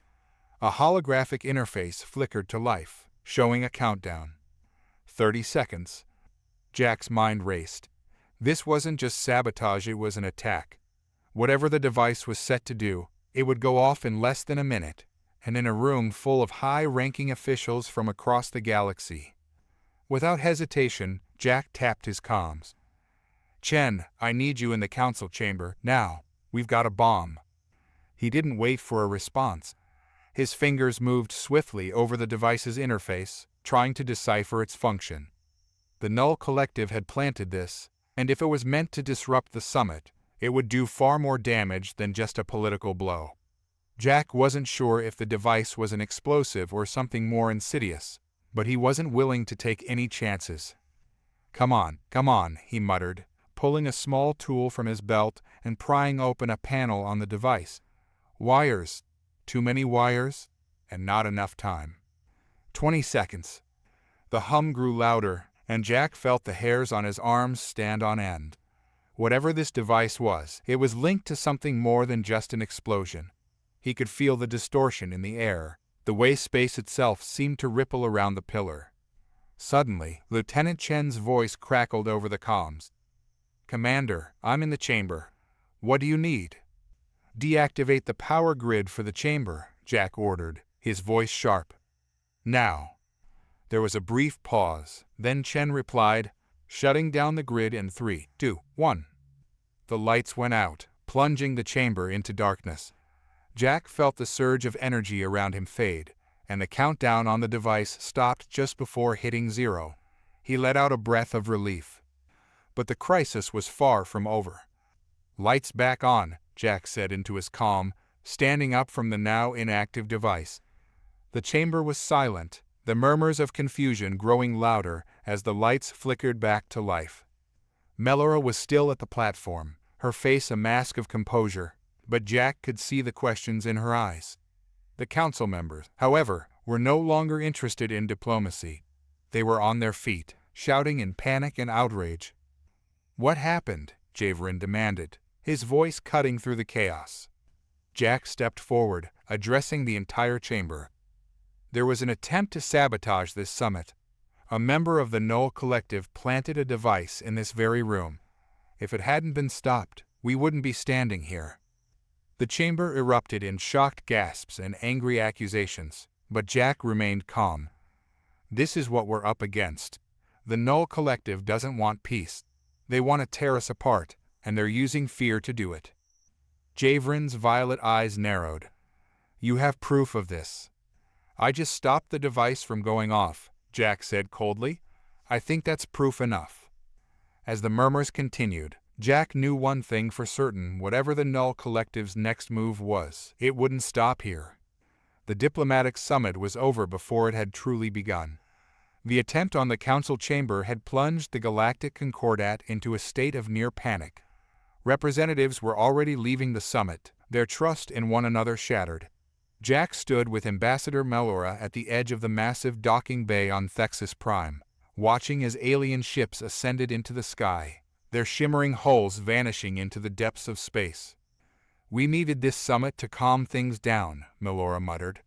"Now it's only made everything worse." Jack nodded, his jaw set. The Null Collective's sabotage had done exactly what it was intended to do: sow fear and discord among the species of the Concordat. The council members, already on edge, now feared they couldn't even meet safely without the threat of violence. The cracks in the alliance were widening. "I'm not sure how we recover from this," Melora added, crossing her arms as they watched the last of the ships depart. "We will," Jack said, though he wasn't sure if he believed it. "We don't have a choice." The Null Collective's attack was more than just a political stunt.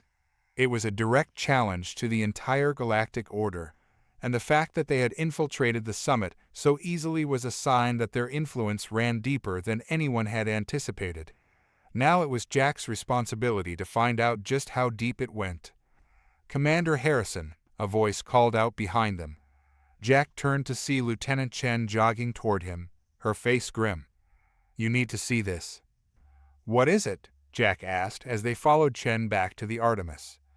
"We've been monitoring encrypted communications in the aftermath of the summit," Chen explained as they walked. "We managed to intercept a signal coming from one of the departing ships. It's a Null Collective transmission." Jack exchanged a glance with Melora before quickening his pace. If they had intercepted a Null signal, it could lead them straight to the heart of the Collective. When they reached the communications center aboard the Artemis, Chen brought up the intercepted transmission on the main console. The screen displayed a series of cryptic symbols and scrambled code, typical of Null Collective communications. But Chen had already begun to decode it, and pieces of the message were coming through. New directive in place. Target confirmed. Coordinates: eliminate. Silence any opposition. Jack frowned as the message scrolled across the screen. What's the target? That's what we're trying to figure out, Chen said. The transmission is heavily encrypted. We're still working on decrypting the coordinates, but it looks like the Null Collective is planning another strike. We need to know where they're going, Jack said, and fast. I'll have my team work on it around the clock, Chen replied. But I'm afraid there's something else. We traced the source of the transmission to one of the ships that just left the summit. It's the Kelora, an Etherian diplomatic vessel. Jack's stomach sank. The Etherians were one of the most technologically advanced species in the Concordat, and their energy-based forms made them nearly impossible to infiltrate. If the Null Collective had managed to plant an agent aboard one of their ships, it meant no species was safe. They've got someone on the inside, Melora said, her voice tight. If the Null can get to the Etherians, they can get to anyone. That's not the worst part, Chen added. I'm picking up chatter from multiple sources indicating that several high-ranking officials are starting to lean towards supporting the Null's cause. Jack's eyes narrowed. You mean they're starting to agree that the Omega Core is a threat? Not just the Omega Core, Chen said. They believe the entire Concordat is too weak to handle the challenges ahead. They want to tear it down and build something new, something under their control. Jack felt a chill run down his spine. The Null Collective wasn't just about destroying the Omega Core. They were trying to reshape the entire political landscape of the galaxy. And with each act of sabotage, with each seed of doubt they planted, they were getting closer to their goal. We can't let them gain any more ground, Jack said firmly. We need to stop their next strike before it happens. We will, Chen replied. But there's something else I should show you. She pulled up another transmission on the screen. This one was less encrypted, but still marked with Null Collective insignia. As the message played, a familiar voice filled the room, deep, commanding, and cold. Cassian Thorne, the leader of the Null Collective. Jack clenched his fists. He had once served under Cassian, back when Thorne had been a decorated Earth general. But something had changed in him after the Omega Protocol was activated. Thorne had become obsessed with the dangers of the core, believing it would bring about the destruction of the galaxy. Now, he led the Null Collective in a crusade to destroy it and anyone who stood in their way. Brothers and sisters, Thorne's voice echoed through the room. We stand at the precipice of a new era. The weak cling to their dying Concordat, hoping to preserve the status quo. But we know better. We know that the Omega Core will bring only chaos. We know that the galaxy cannot be saved by clinging to old alliances. Thorne's voice grew more intense. We are the future. We are the ones who will reshape the galaxy, who will ensure that it survives the coming storm. Our next target has been confirmed. Strike swiftly, strike decisively, and remember, we are the only true hope for the future. The message ended, leaving a heavy silence in its wake. Jack's hands tightened into fists. Cassian Thorne had once been a hero, someone Jack had looked up to. But now he was the enemy, and his vision of the future was one Jack couldn't allow to come to pass. We have to stop him, Melora said quietly. We will, Jack said, his voice hard. Chen, get me everything you can on the Kelora and its flight plan. I want to know exactly where they're going. Yes, sir, Chen replied, already typing commands into the console. Jack stared at the screen, his mind racing. The Null Collective was gaining strength, and if they succeeded in their next strike, it could tip the balance of power in the galaxy. The Concordat was already crumbling, and Thorne knew how to exploit every weakness. But Jack had one advantage. He knew Thorne. He knew how the man thought, how he operated. And if he could get ahead of him, he might be able to stop this rebellion before it tore the galaxy apart. Ambassador, Jack said, turning to Melora, I'm going to need the full support of Earth's Defense Council on this. We have to be ready for a full-scale confrontation with the Null. I'll make sure they're ready, Melora said. But the Council isn't going to like this. They're already nervous about the Omega Core. If the Null Collective manages to convince more of the Concordat that the core is a threat. I know, Jack said, cutting her off. That's why we have to be the ones to stop Thorn. If we wait for the Council to act, it'll be too late. Melora nodded. You're right. But be careful, Jack. Thorn knows you just as well as you know him. He's going to be prepared for whatever move you make. Jack gave a grim smile. I wouldn't expect anything less. As Chen continued working on decrypting the null transmission, Jack's mind wandered back to the moment he had first met Cassian Thorn. He had been fresh out of the academy, full of idealism and ambition. Thorn had been a war hero, a man who had fought and won battles that others had called unwinnable. Jack had idolized him, had wanted to follow in his footsteps. But now, years later, Thorn was leading a rebellion that could tear the galaxy apart, and Jack was the one standing in his way. The bridge door slid open, and Major Derek Hawkins, Jack's second in command, stepped in. I heard about the summit. Sounds like a hell of a mess. That's an understatement, Jack muttered. Hawkins crossed his arms and leaned against the wall. So, what's the next move? We've intercepted a transmission from the Null Collective, Jack explained. Thorn's planning a strike, and we think it's connected to the Kellora. Hawkins raised an eyebrow. The Etherian ship? Jack nodded. Chen's working on decrypting the coordinates. As soon as we have them, we're going after them. Hawkins smiled grimly. Sounds like we're diving headfirst into the fire again. Wouldn't have it any other way, Jack replied, though the weight of the mission was already settling on his shoulders. They were up against more than just a rogue faction. They were fighting a rebellion led by one of the most brilliant strategists the galaxy had ever known. A man who had once fought for Earth, and now fought to destroy everything Jack had sworn to protect. Suddenly, the console beeped, and Chen's voice cut through the room. Commander, we've got it. The coordinates are decrypted. They're heading for Erebus Station, a deep space mining facility near the edge of the outer systems. Jack's brow furrowed. Why Erebus Station? I'm not sure, Chen replied. But whatever it is, the Null Collective is going to hit it hard, and soon. Jack turned to Hawkins, his expression set with determination. Prep the crew. We're leaving immediately. Hawkins nodded. You got it, sir. As Jack prepared to follow the Null Collective to Erebus Station, a sense of unease gnawed at him. Thorn always had a reason for his moves. He wouldn't attack an isolated station unless it served a larger purpose. Jack couldn't shake the feeling that this was just the beginning of something much larger. And if they didn't stop it, the seeds of rebellion would spread through the galaxy like wildfire. The Artemis cut through the darkness of space like a gleaming dagger, its engines humming with barely restrained power. Jack Harrison stood on the bridge, his gaze fixed on the swirling starfield ahead. They were approaching Erebus Station, a deep space mining facility on the edge of known space.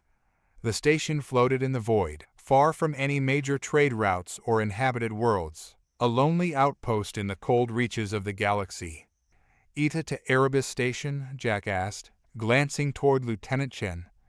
10 minutes, sir, Chen replied, her fingers gliding over the console.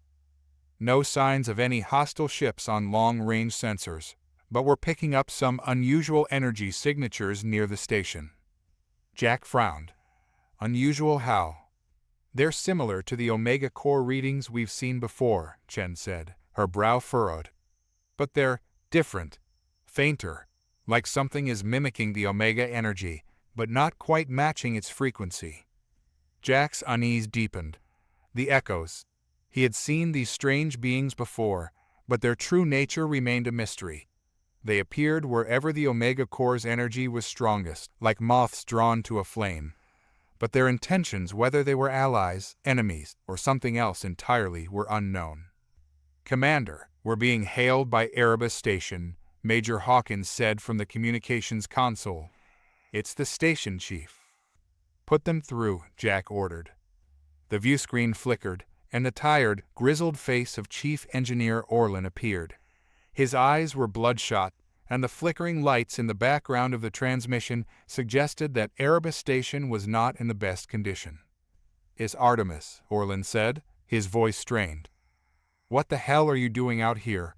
We weren't expecting any visitors, and I sure as hell didn't put in for any repairs." "We're not here for routine maintenance, Chief," Jack replied. "We've intercepted a transmission from the Null Collective. They're planning to target your station." Orlin's face went pale. "The Null Collective? Here? What in the blazes do they want with a mining station in the middle of nowhere?" "That's what we're here to find out," Jack said. "We need to dock immediately. Have your people evacuate to secure areas and stay clear of any suspicious devices or personnel."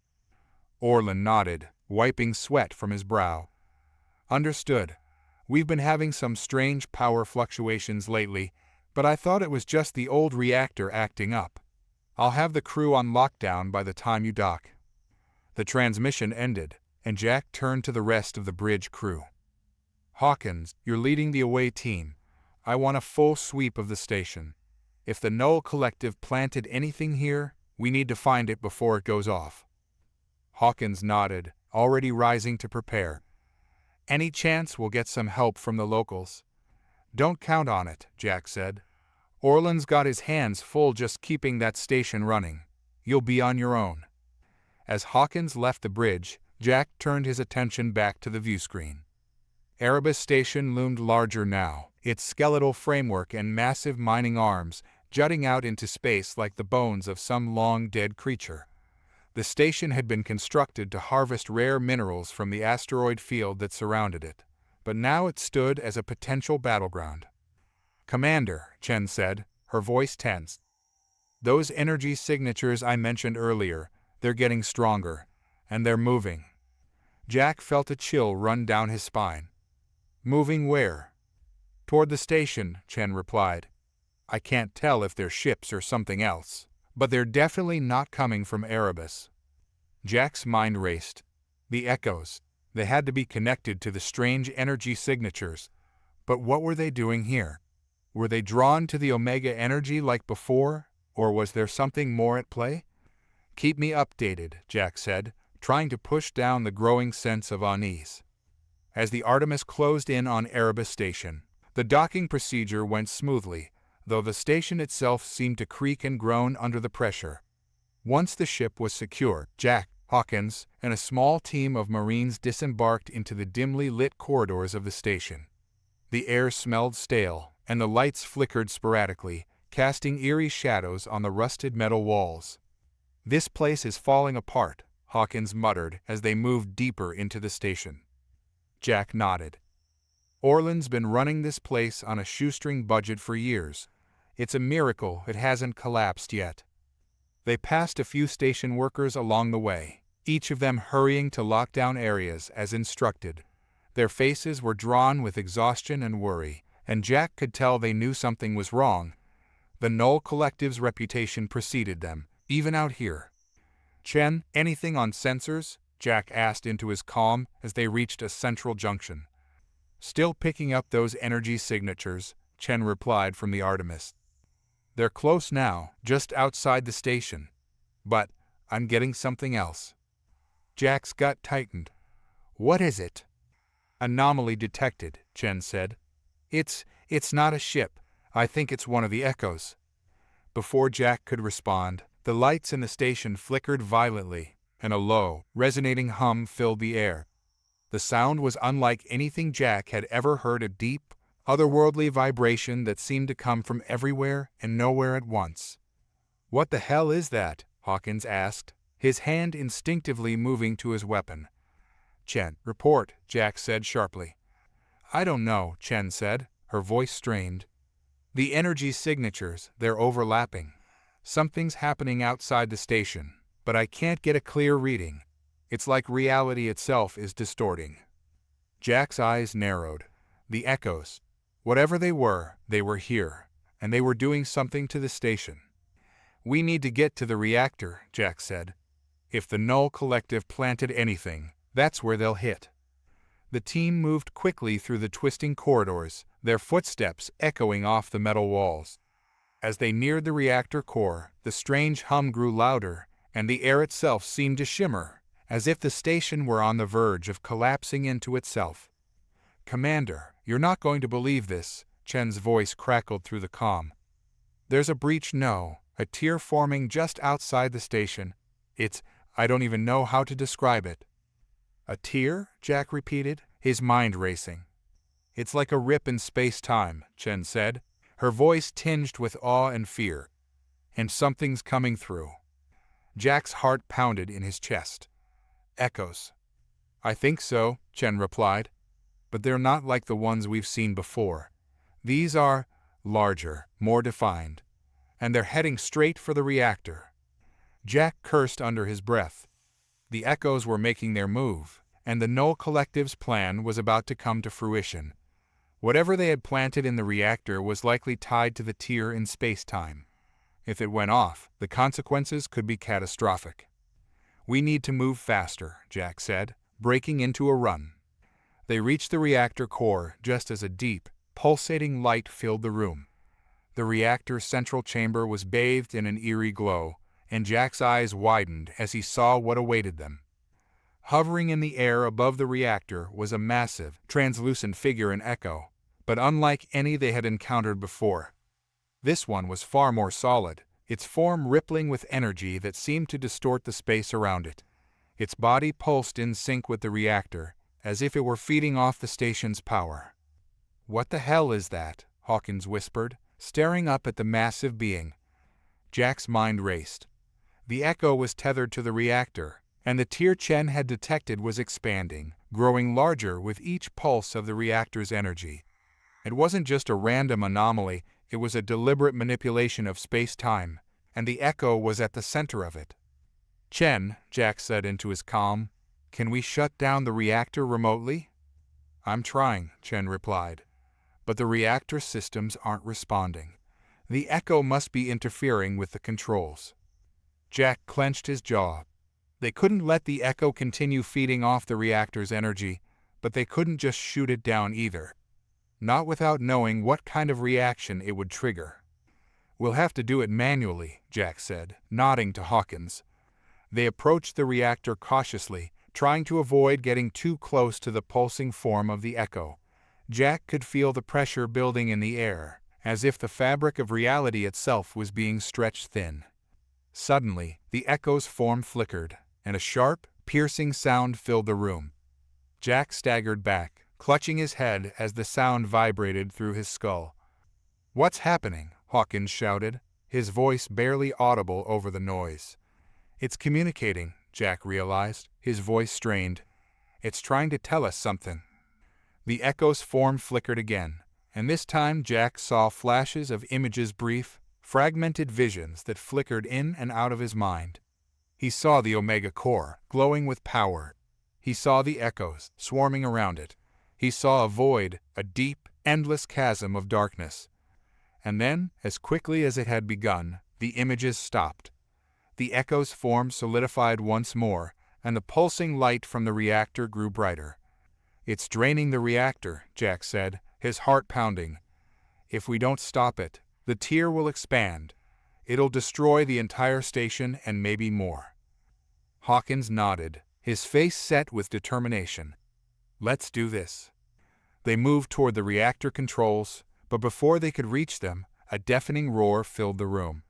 Jack turned just in time to see another figure emerging from the shadows, a Null Collective operative, cloaked in dark armor, and holding a device that pulsed with the same energy as the Echo. "You're too late," the operative snarled, his eyes gleaming with fanaticism. "The void is coming." Jack barely had time to process the Null operative's words before he lunged toward the reactor controls. But the operative was faster, his dark armor gleaming in the eerie glow of the reactor. He raised the device in his hand, a sleek, angular object pulsing with the same strange energy as the Echo. Jack had no doubt it was designed to accelerate the process, to hasten the collapse of the space-time tear forming around them. Before Jack could react, the Null operative slammed the device into the reactor console, triggering a blinding surge of energy. Sparks flew from the console, and the Echo above the reactor let out a low, resonating hum that vibrated through the very air around them. "Stop him!" Jack shouted, but Hawkins had already moved. The Major tackled the operative, and the two men tumbled to the floor in a flurry of fists and curses. The Null agent fought back with brutal efficiency, using his armored forearm to block Hawkins' blows while reaching for a concealed weapon at his waist. But Hawkins was faster. He landed a solid punch to the operative's side, and the man grunted in pain, his grip on the weapon faltering. Hawkins wrenched it from his hand and tossed it across the room before pinning the operative to the ground. "Got him!" Hawkins shouted, his knee pressing into the operative's back. But Jack's attention was no longer on the fight. His gaze was locked on the reactor, where the echo continued to pulse in sync with the energy flowing through the station. The tear in space-time outside the station was growing larger by the second, and Jack could feel the pressure building, as if the very fabric of reality was on the verge of unraveling. "Chen, what's the status of the tear?" Jack asked into his comm, his voice tight with urgency. "Not good," Chen replied. "It's expanding fast. If we don't stop it soon, it's going to consume the entire station and maybe more." Jack cursed under his breath. The echo was feeding off the reactor's energy, and the Null operative had just accelerated the process. They had to shut down the reactor, but with the controls damaged by the device, they would have to find another way. "Hawkins, secure the operative," Jack ordered. "We need to get that device off the reactor." Hawkins nodded, slamming the operative's head against the floor once more for good measure before pulling out a pair of restraints. He quickly bound the man's hands and feet, leaving him immobilized on the ground. Jack approached the reactor console, his eyes scanning the damage. The device was fused to the control panel, its energy tendrils spreading through the circuitry like roots digging into the earth. Jack could feel the heat radiating off it, the crackling hum of unstable energy filling the air. "We'll have to cut it out manually," Jack muttered. He grabbed a multi-tool from his belt and started prying at the edges of the device, careful not to trigger any more energy surges. As he worked, the echo above them flickered again, its form shimmering as if it were struggling to maintain cohesion. Jack could sense it, whatever the echo was. It wasn't just feeding off the reactor. It was trying to communicate, trying to make itself understood. But the energy surges were interfering, distorting its message. "Chen, can we stabilize the reactor remotely?" Jack asked, his voice tense. "Negative," Chen replied.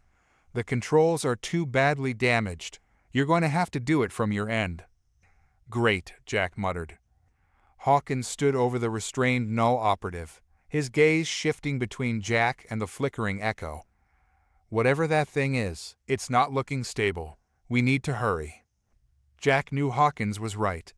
The echo's form was growing more erratic with every passing second, its shimmering light casting strange, distorted shadows on the walls. The tier outside the station was expanding, and if they didn't stop it soon, Erebus Station and everyone on it would be lost.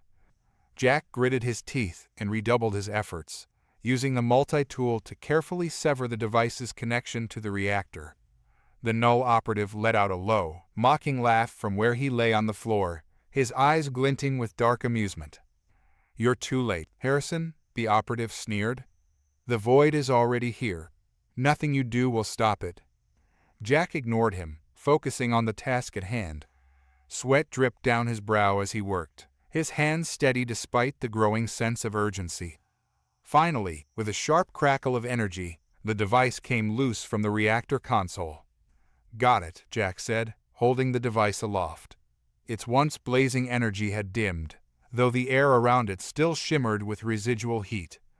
"Now what?" Hawkins asked, keeping a wary eye on the echo. Jack looked up at the pulsing figure hovering above the reactor. "We need to shut this down. The echo's feeding off the reactor, and it's destabilizing the entire station. If we can cut the power, we might be able to stop the tier from expanding." Hawkins nodded. "Let's do it." They moved quickly to the reactor's manual override, a series of levers and switches built into the wall just behind the main console. Jack had studied the station's layout before arriving and knew that Erebus Station's reactor was old, prone to malfunctions, but sturdy enough to survive a shutdown. If they could sever the energy flow to the Echo, they might have a chance at containing the damage. "On my mark," Jack said, gripping the manual override lever. Hawkins positioned himself at the secondary controls, ready to assist. Jack took a deep breath, bracing himself for whatever came next. "Now." Jack pulled the lever, and the reactor's hum immediately began to die down. The lights flickered as the station's power systems began to shut down, and the air around them grew colder. The Echo let out a deep, resonating hum, its form flickering violently. Jack watched as the massive, translucent figure began to shrink, its once solid body dissipating like mist in the wind. "It's working," Hawkins said, his voice filled with relief. But just as the Echo's form began to fade completely, the Null operative let out a shout, his voice filled with fanatical desperation. "You fools, you don't know what you've done." Before Jack could react, the operative triggered something on his wrist, a small device embedded in his armor. A sudden surge of energy erupted from the reactor, and the Echo's form, which had been fading, suddenly flared back to life with a blinding flash of light. The entire room shook as the tear in space-time outside the station expanded rapidly, the pressure in the air growing unbearable. Jack staggered back, shielding his eyes from the intense light. "What the hell?" Hawkins began, but his words were lost in the deafening roar of energy. The Echo, now more solid and defined than ever, let out a piercing cry, its form writhing in the air. Jack could feel its presence pressing against his mind, not with malice but with desperation, a sense of urgency that transcended language. And then, in an instant, everything went silent. The blinding light vanished, and the room was plunged into darkness. The Echo was gone, its form completely dissipated. The reactor's hum had stopped, and the air felt strangely still, as if the station itself was holding its breath. For a moment, Jack thought they had succeeded. The tier outside the station had stopped expanding, and the pressure in the air had returned to normal. But then Chen's voice crackled through the comm, her words filled with panic. "Commander, the tier, it's not closing. It's stabilizing. Something's coming through." Jack's heart sank. They had stopped the immediate threat, but whatever the Echo had been trying to communicate, it was too late. The tier in space-time was now stable, and something far larger than the Echoes was approaching from the other side. "We need to get out of here," Jack said, his voice tight. "Hawkins, secure the Null operative and get him back to the ship. We're pulling out." Hawkins nodded and hauled the bound operative to his feet, though the man's eyes were wide with a mixture of triumph and terror. "The void is here," the operative whispered, his voice trembling.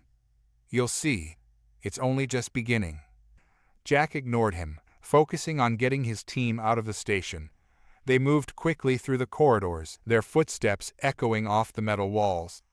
As they neared the airlock that would take them back to the Artemis, Jack glanced out one of the station's narrow viewports. What he saw made his blood run cold. The tier outside the station had indeed stabilized, but now something massive was emerging from within it. A dark, shadowy shape, barely visible against the backdrop of space. It was larger than any ship Jack had ever seen, larger than Erebus Station itself. And it was moving. "Chen, get us out of here," Jack said into his comm, his voice steady despite the fear gnawing at his insides. "Now." The airlock doors hissed open, and Jack and his team rushed inside just as the Artemis's engines powered up. They barely had time to strap in before the ship surged away from the station, leaving the massive shadow in their wake.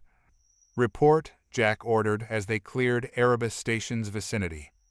Chen's voice came through, tense and filled with dread. "Commander, the tier is stable, but whatever came through it's heading for Erebus Station." Jack's eyes narrowed. "What is it?" "I don't know," Chen replied, "but it's not like anything we've ever encountered before." Jack stared at the viewscreen, watching as the dark shape moved closer to Erebus Station. The station itself was dwarfed by the sheer size of the object, and Jack could feel the weight of its presence pressing against his mind. The void had come, and it was just the beginning. The Artemis drifted in the cold vacuum of space, its crew still reeling from the chaotic events at Erebus Station. Jack Harrison stood on the bridge, staring at the viewscreen as the dark shape emerged from the tear in space-time. It was enormous, a swirling mass of shadow that twisted and coiled like smoke. It pulsed with an energy that sent ripples through the very fabric of reality. "Commander," Lieutenant Chen said, her voice tight with urgency. "I'm detecting energy spikes from the object. It's like it's feeding off the reactor's energy from Erebus Station." Jack's heart sank. Then it must be tied to the Echo. They were trying to warn us. But what did they want? Hawkins, standing beside Jack, shook his head. "We don't have time to figure that out. If that thing is as powerful as it looks, we need to warn the Galactic Concordat and prepare for a potential attack." "Get the Council on the line," Jack ordered. "They need to know what's happening." As Chen initiated the communication sequence, Jack couldn't shake the feeling of impending doom. They had stopped the Null Collective's sabotage, but now they were facing a threat far beyond their comprehension. The screen flickered, and the stern face of High Chancellor Javrin materialized. His violet eyes narrowed as he took in the scene before him. "Commander Harrison, what's going on? We just received reports of a massive energy surge near Erebus Station. Are you responsible for this?" Jack felt a surge of frustration at Javrin's accusatory tone. "No, Chancellor. We stopped a Null Collective operative from sabotaging the reactor, but something emerged from the tear in space-time before we could contain it. It's massive, and it's heading toward the station. We need to act quickly." Javrin's expression shifted from suspicion to concern. "What do you propose?" Jack took a breath, trying to steady himself. "We need to rally the Concordat forces and prepare for a defensive action. If that thing attacks the station, it could cause a chain reaction that would destabilize the entire sector. We have to contain it before it gets any closer." "Contain it?" Javrin replied incredulously. "Do you have any idea what you're asking? We don't even know what that thing is." Jack clenched his jaw, refusing to back down. "We don't have the luxury of time to debate. If the Null Collective is behind this, they'll exploit it to their advantage. We can't afford to let them win." The Chancellor paused, weighing Jack's words. "I'll convene an emergency session of the Council, but you need to be prepared to provide evidence of this threat. If you cannot substantiate your claims, you risk losing your credibility and Earth's position within the Concordat." Jack nodded, though he knew that this was a thinly veiled warning. The Council was already fractured, and if they turned against Earth now, it could spell disaster. The transmission ended, and Jack turned to Hawkins and Chen. "We need to establish a perimeter around Erebus Station. Monitor that object and prepare the Artemis for whatever comes next." "Understood," Chen replied, her fingers dancing across her console as she issued orders to the crew. As Jack watched the viewscreen, the dark shape continued to pulsate with ominous energy. It had now moved closer to Erebus Station, and he could see flashes of light as the station's systems struggled to adapt to the increasing pressure. "Commander, I'm detecting a massive energy build up from the station," Chen said, her voice rising with alarm. "They're trying to initiate a shutdown sequence, but the object is interfering with their systems." "Can we assist them?" Jack asked, desperation creeping into his voice. Chen shook her head. "Not without risking our own systems. We're already at the edge of our operational limits. If we try to intervene directly, we could be pulled into the tier." Jack's stomach twisted as he watched the station fight against the looming shadow. The dark mass was growing larger, and with each passing moment, it drew closer to consuming the entire facility. "Major Hawkins, prepare a shuttle," Jack ordered. "We need to get to Erebus Station and see if we can assist Chief Engineer Orlan and his team." Hawkins raised an eyebrow. "You want to go into that thing's territory?" "Yes," Jack replied, steeling his resolve. "We don't know if there are survivors or if they need help shutting down the reactor. We need to find out what we're dealing with, and we can't do that from here." Hawkins nodded, a determined look in his eyes. "All right, but I'm coming with you. If that thing decides to come after us, I'd rather have a Marine on my side." As the shuttle prepped for launch, Jack's mind raced with questions. The echo, the object in the tier, everything felt interconnected. He couldn't shake the feeling that they were being manipulated, that the Null Collective was playing a game far beyond their understanding. "Commander," Chen said, breaking his train of thought. "We've got new incoming transmissions from Erebus Station. They're desperate. They're reporting strange occurrences. People are disappearing." Jack's heart raced. "Disappearing?" "Yes," Chen confirmed. "They're saying that the energy from the reactor is drawing them in, pulling them toward the object. It's like a siren's call." Jack felt a chill run down his spine. The Null Collective must have known this would happen. They're using the energy to control the station's crew. "Which means they can use them as pawns," Hawkins added, his expression grim. "If they manage to take control of Erebus Station, they'll have the perfect base to launch their operations."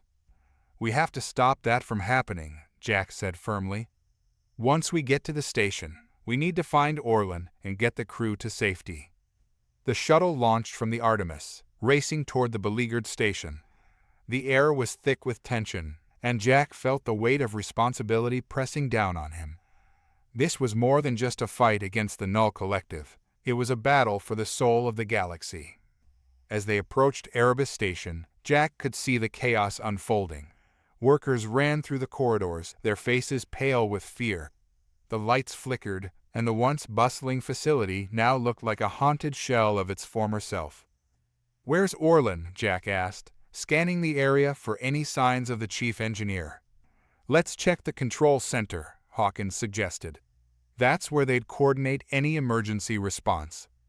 They moved quickly through the station, following the sound of frantic voices echoing off the metal walls.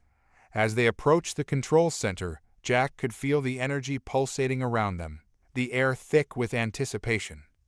The doors to the control center burst open, and Jack's heart sank. The room was in disarray, with consoles sparking and flickering. Chief Engineer Orlan was backed into a corner, surrounded by several station workers, their expressions blank as if they were in a trance.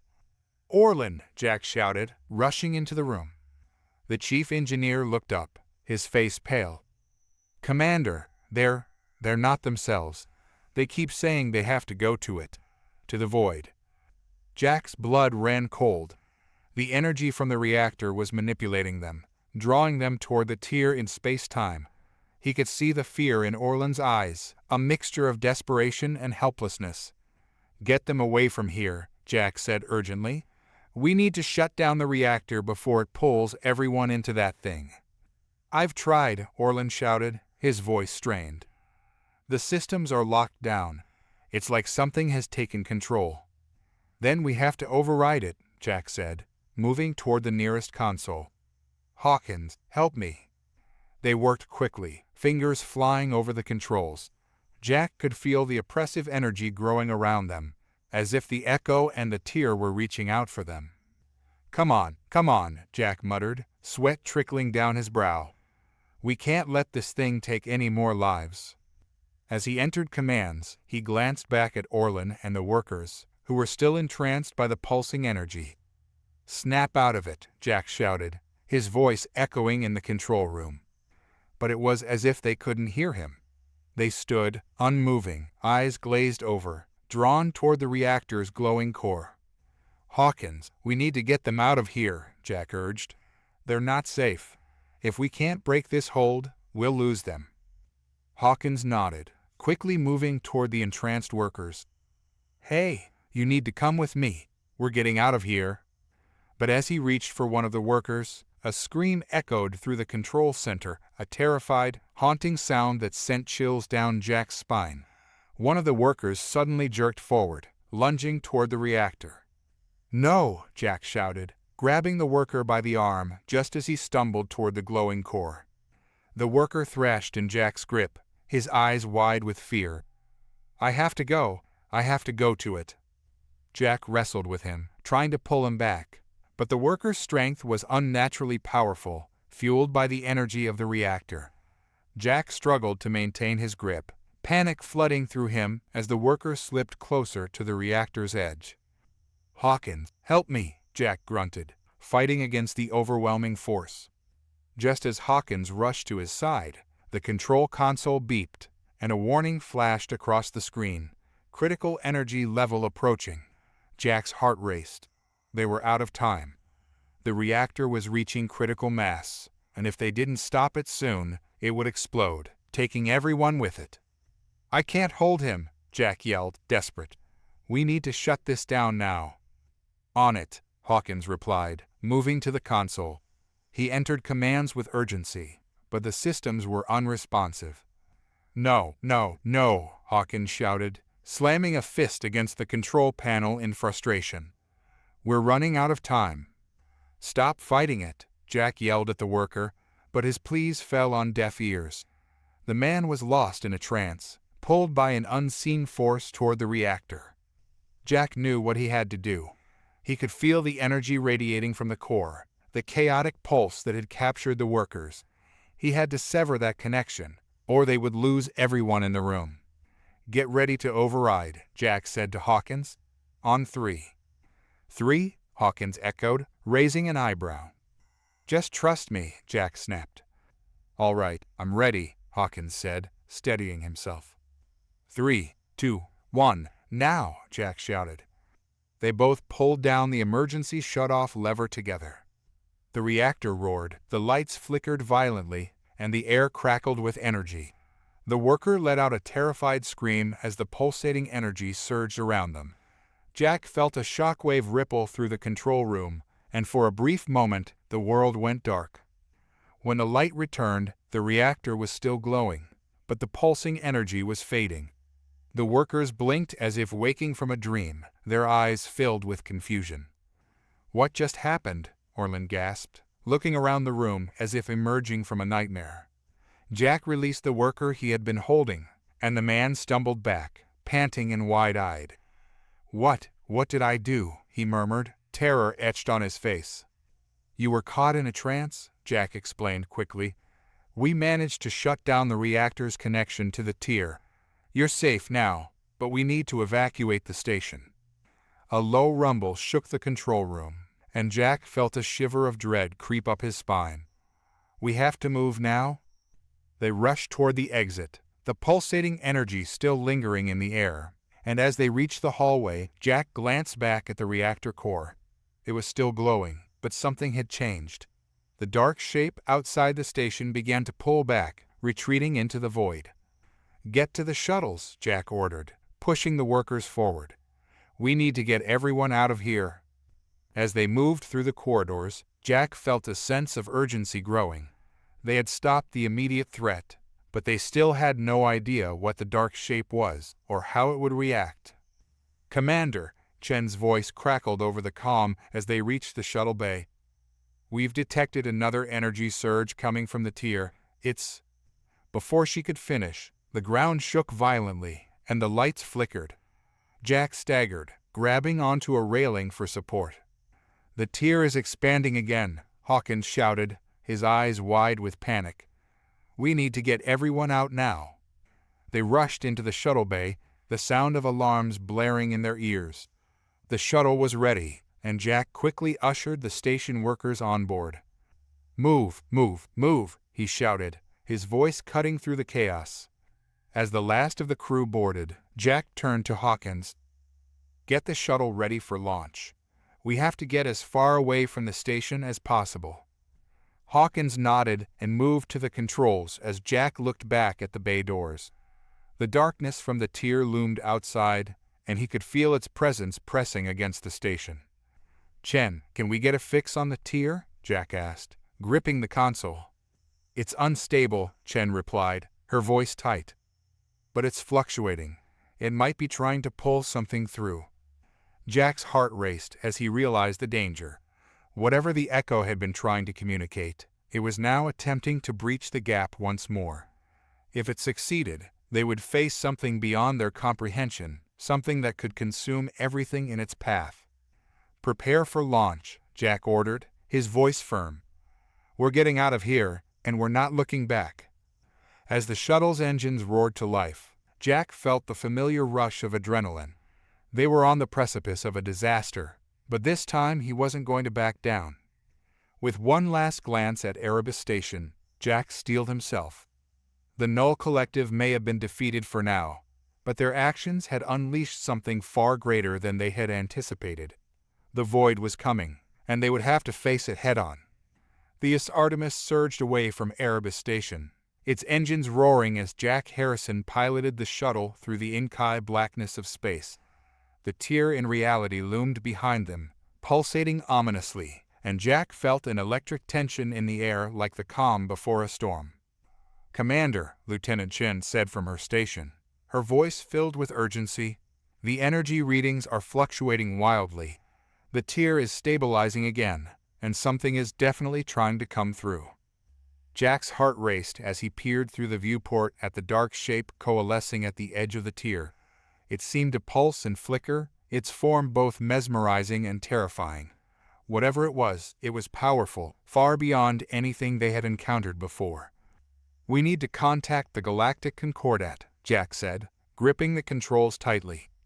"If that thing breaches the tier fully, it could destabilize the entire sector, and it may not stop there." "On it," Chen replied, typing furiously on her console. "But the communication systems are still compromised. I'll try to send a distress signal, but it might not go through."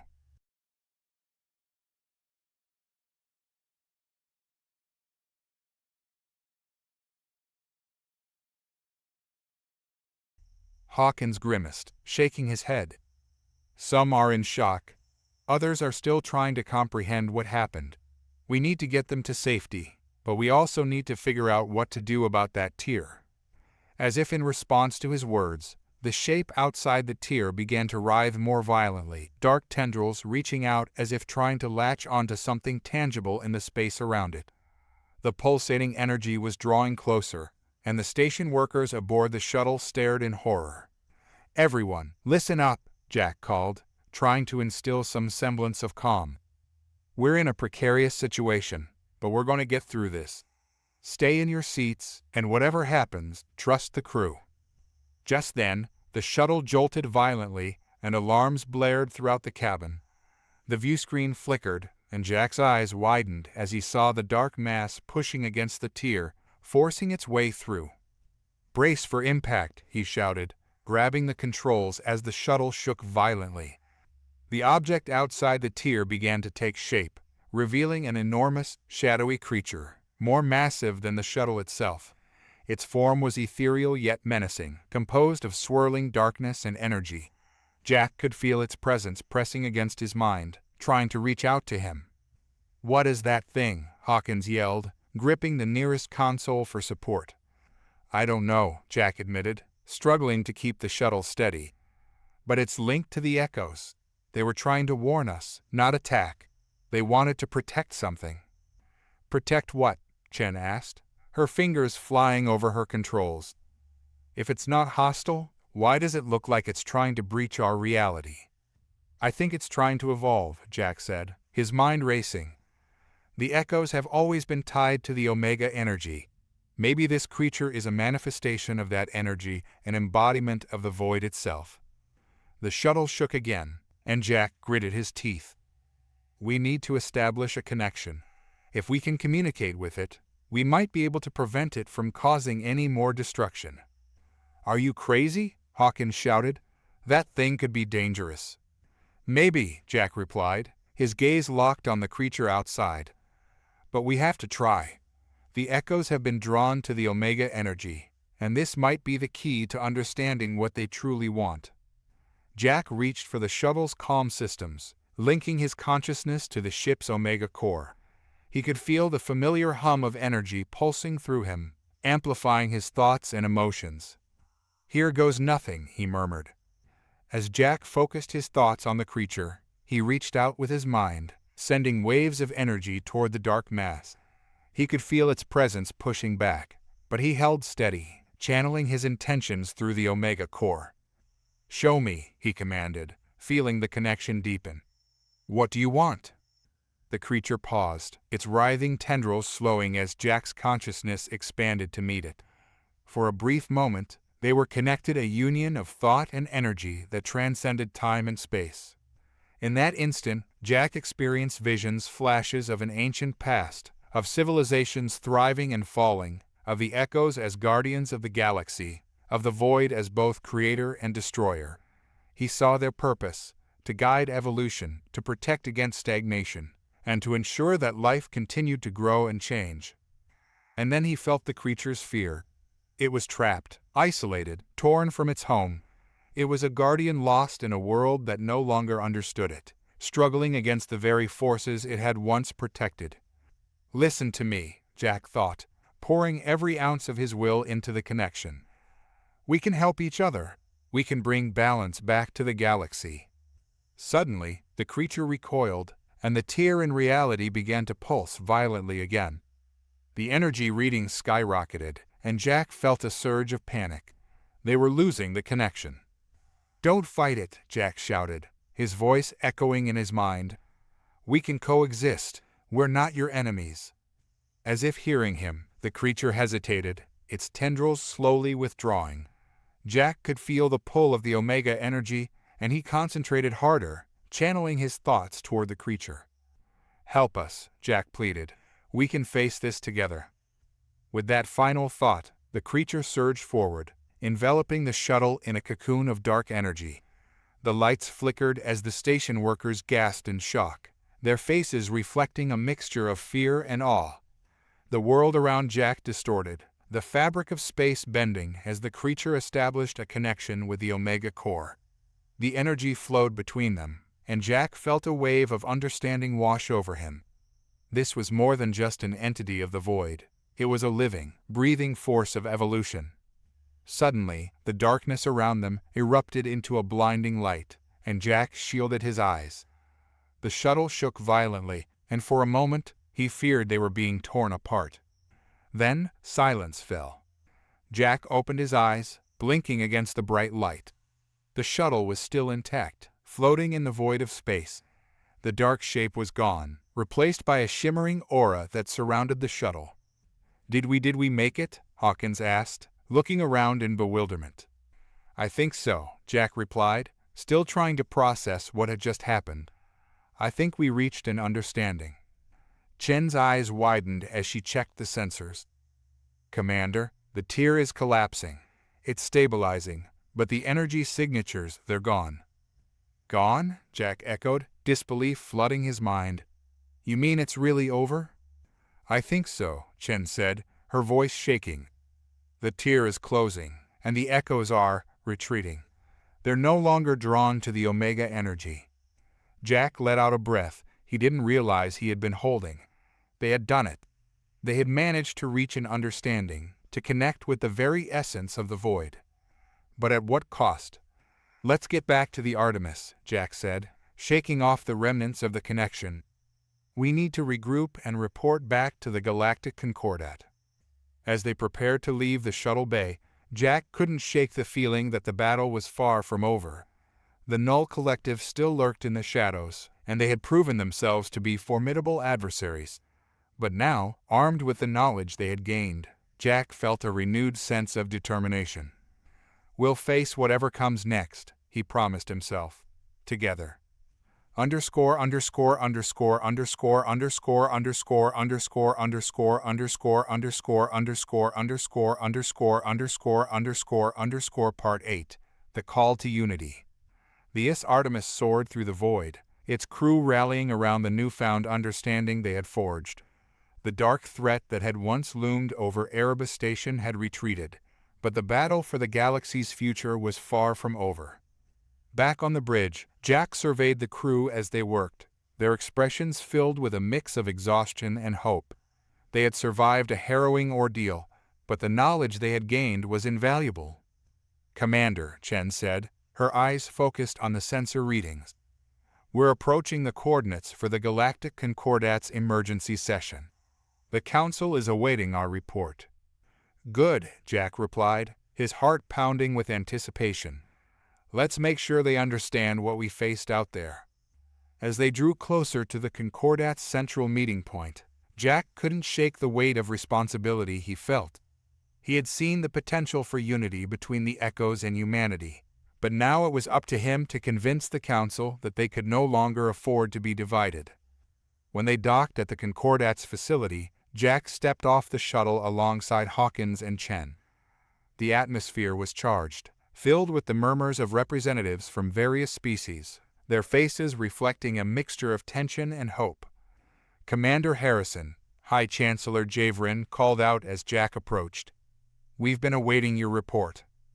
Jack took a deep breath, steeling himself for what lay ahead. "Chancellor, esteemed members of the Council, we have faced a crisis beyond our understanding. The Null Collective sought to manipulate the Omega energy and create chaos, but we uncovered a deeper truth about the Void itself." Javerin raised an eyebrow, skepticism etched on his features. "And what truth is that?" "That the Void is not simply a force of destruction," Jack continued, meeting the gaze of each Council member. "It is a force of evolution, a catalyst for change. The Echoes are not our enemies, they are guardians of balance.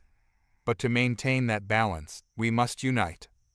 Gasps filled the chamber as Jack's words echoed through the room. "We've seen the consequences of division. The Null Collective thrives on fear and discord, but if we stand together, we can protect the galaxy from threats both within and without." "What do you propose?" a voice called from the crowd, belonging to a representative of the Phylaxians. "We must form a new alliance," Jack replied, his voice growing stronger. "One that transcends our differences. We need to unite our technologies, our knowledge, and our strength. Together, we can harness the Omega energy to create a brighter future." The Council murmured in response, their expressions a mix of contemplation and skepticism. But Jack could see the flicker of hope igniting in their eyes. He pressed on.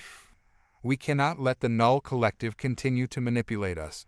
We must be proactive in our approach, working together to safeguard our worlds from impending threats. If we don't act now, we risk falling apart." High Chancellor Javerin regarded Jack thoughtfully, his expression shifting from skepticism to cautious optimism. "You speak of unity, Commander Harrison, but how can we trust that this alliance will endure? The scars of our past still linger." "We start by acknowledging our shared goals," Jack said earnestly. "By fostering cooperation, not just in moments of crisis, but as a foundation for our future. We will need to rebuild trust, and that begins today." With a deep breath, Jack stepped forward, extending his hand. "Let us work together to safeguard our future. We are stronger united than we ever could be apart." The chamber fell silent as representatives exchanged glances, uncertainty written across their faces. But then, one by one, they began to stand, their expressions shifting from doubt to resolve. High Chancellor Javerin stepped forward, taking Jack's hand in a firm shake. "Then let us forge this new alliance, for the future of the galaxy." Cheers erupted in the chamber as the representatives began to rally around Jack's vision. As the energy shifted in the room, Jack felt a sense of pride swell within him. They were on the precipice of something extraordinary, a new era of cooperation and understanding. In that moment, Jack realized that the battles they had fought were not just against external threats. They were battles against fear, ignorance, and division. The power of the Omega Core had unlocked potential they had never imagined, and now it was time to harness that potential for the good of all. "Together, we will face whatever comes next," Jack declared, his voice ringing with conviction. "For the galaxy, for the Echoes, and for the future." As the Council members began to gather in solidarity, Jack knew they had taken the first step toward something greater. They would protect their worlds, unite against the darkness, and face the Void head-on.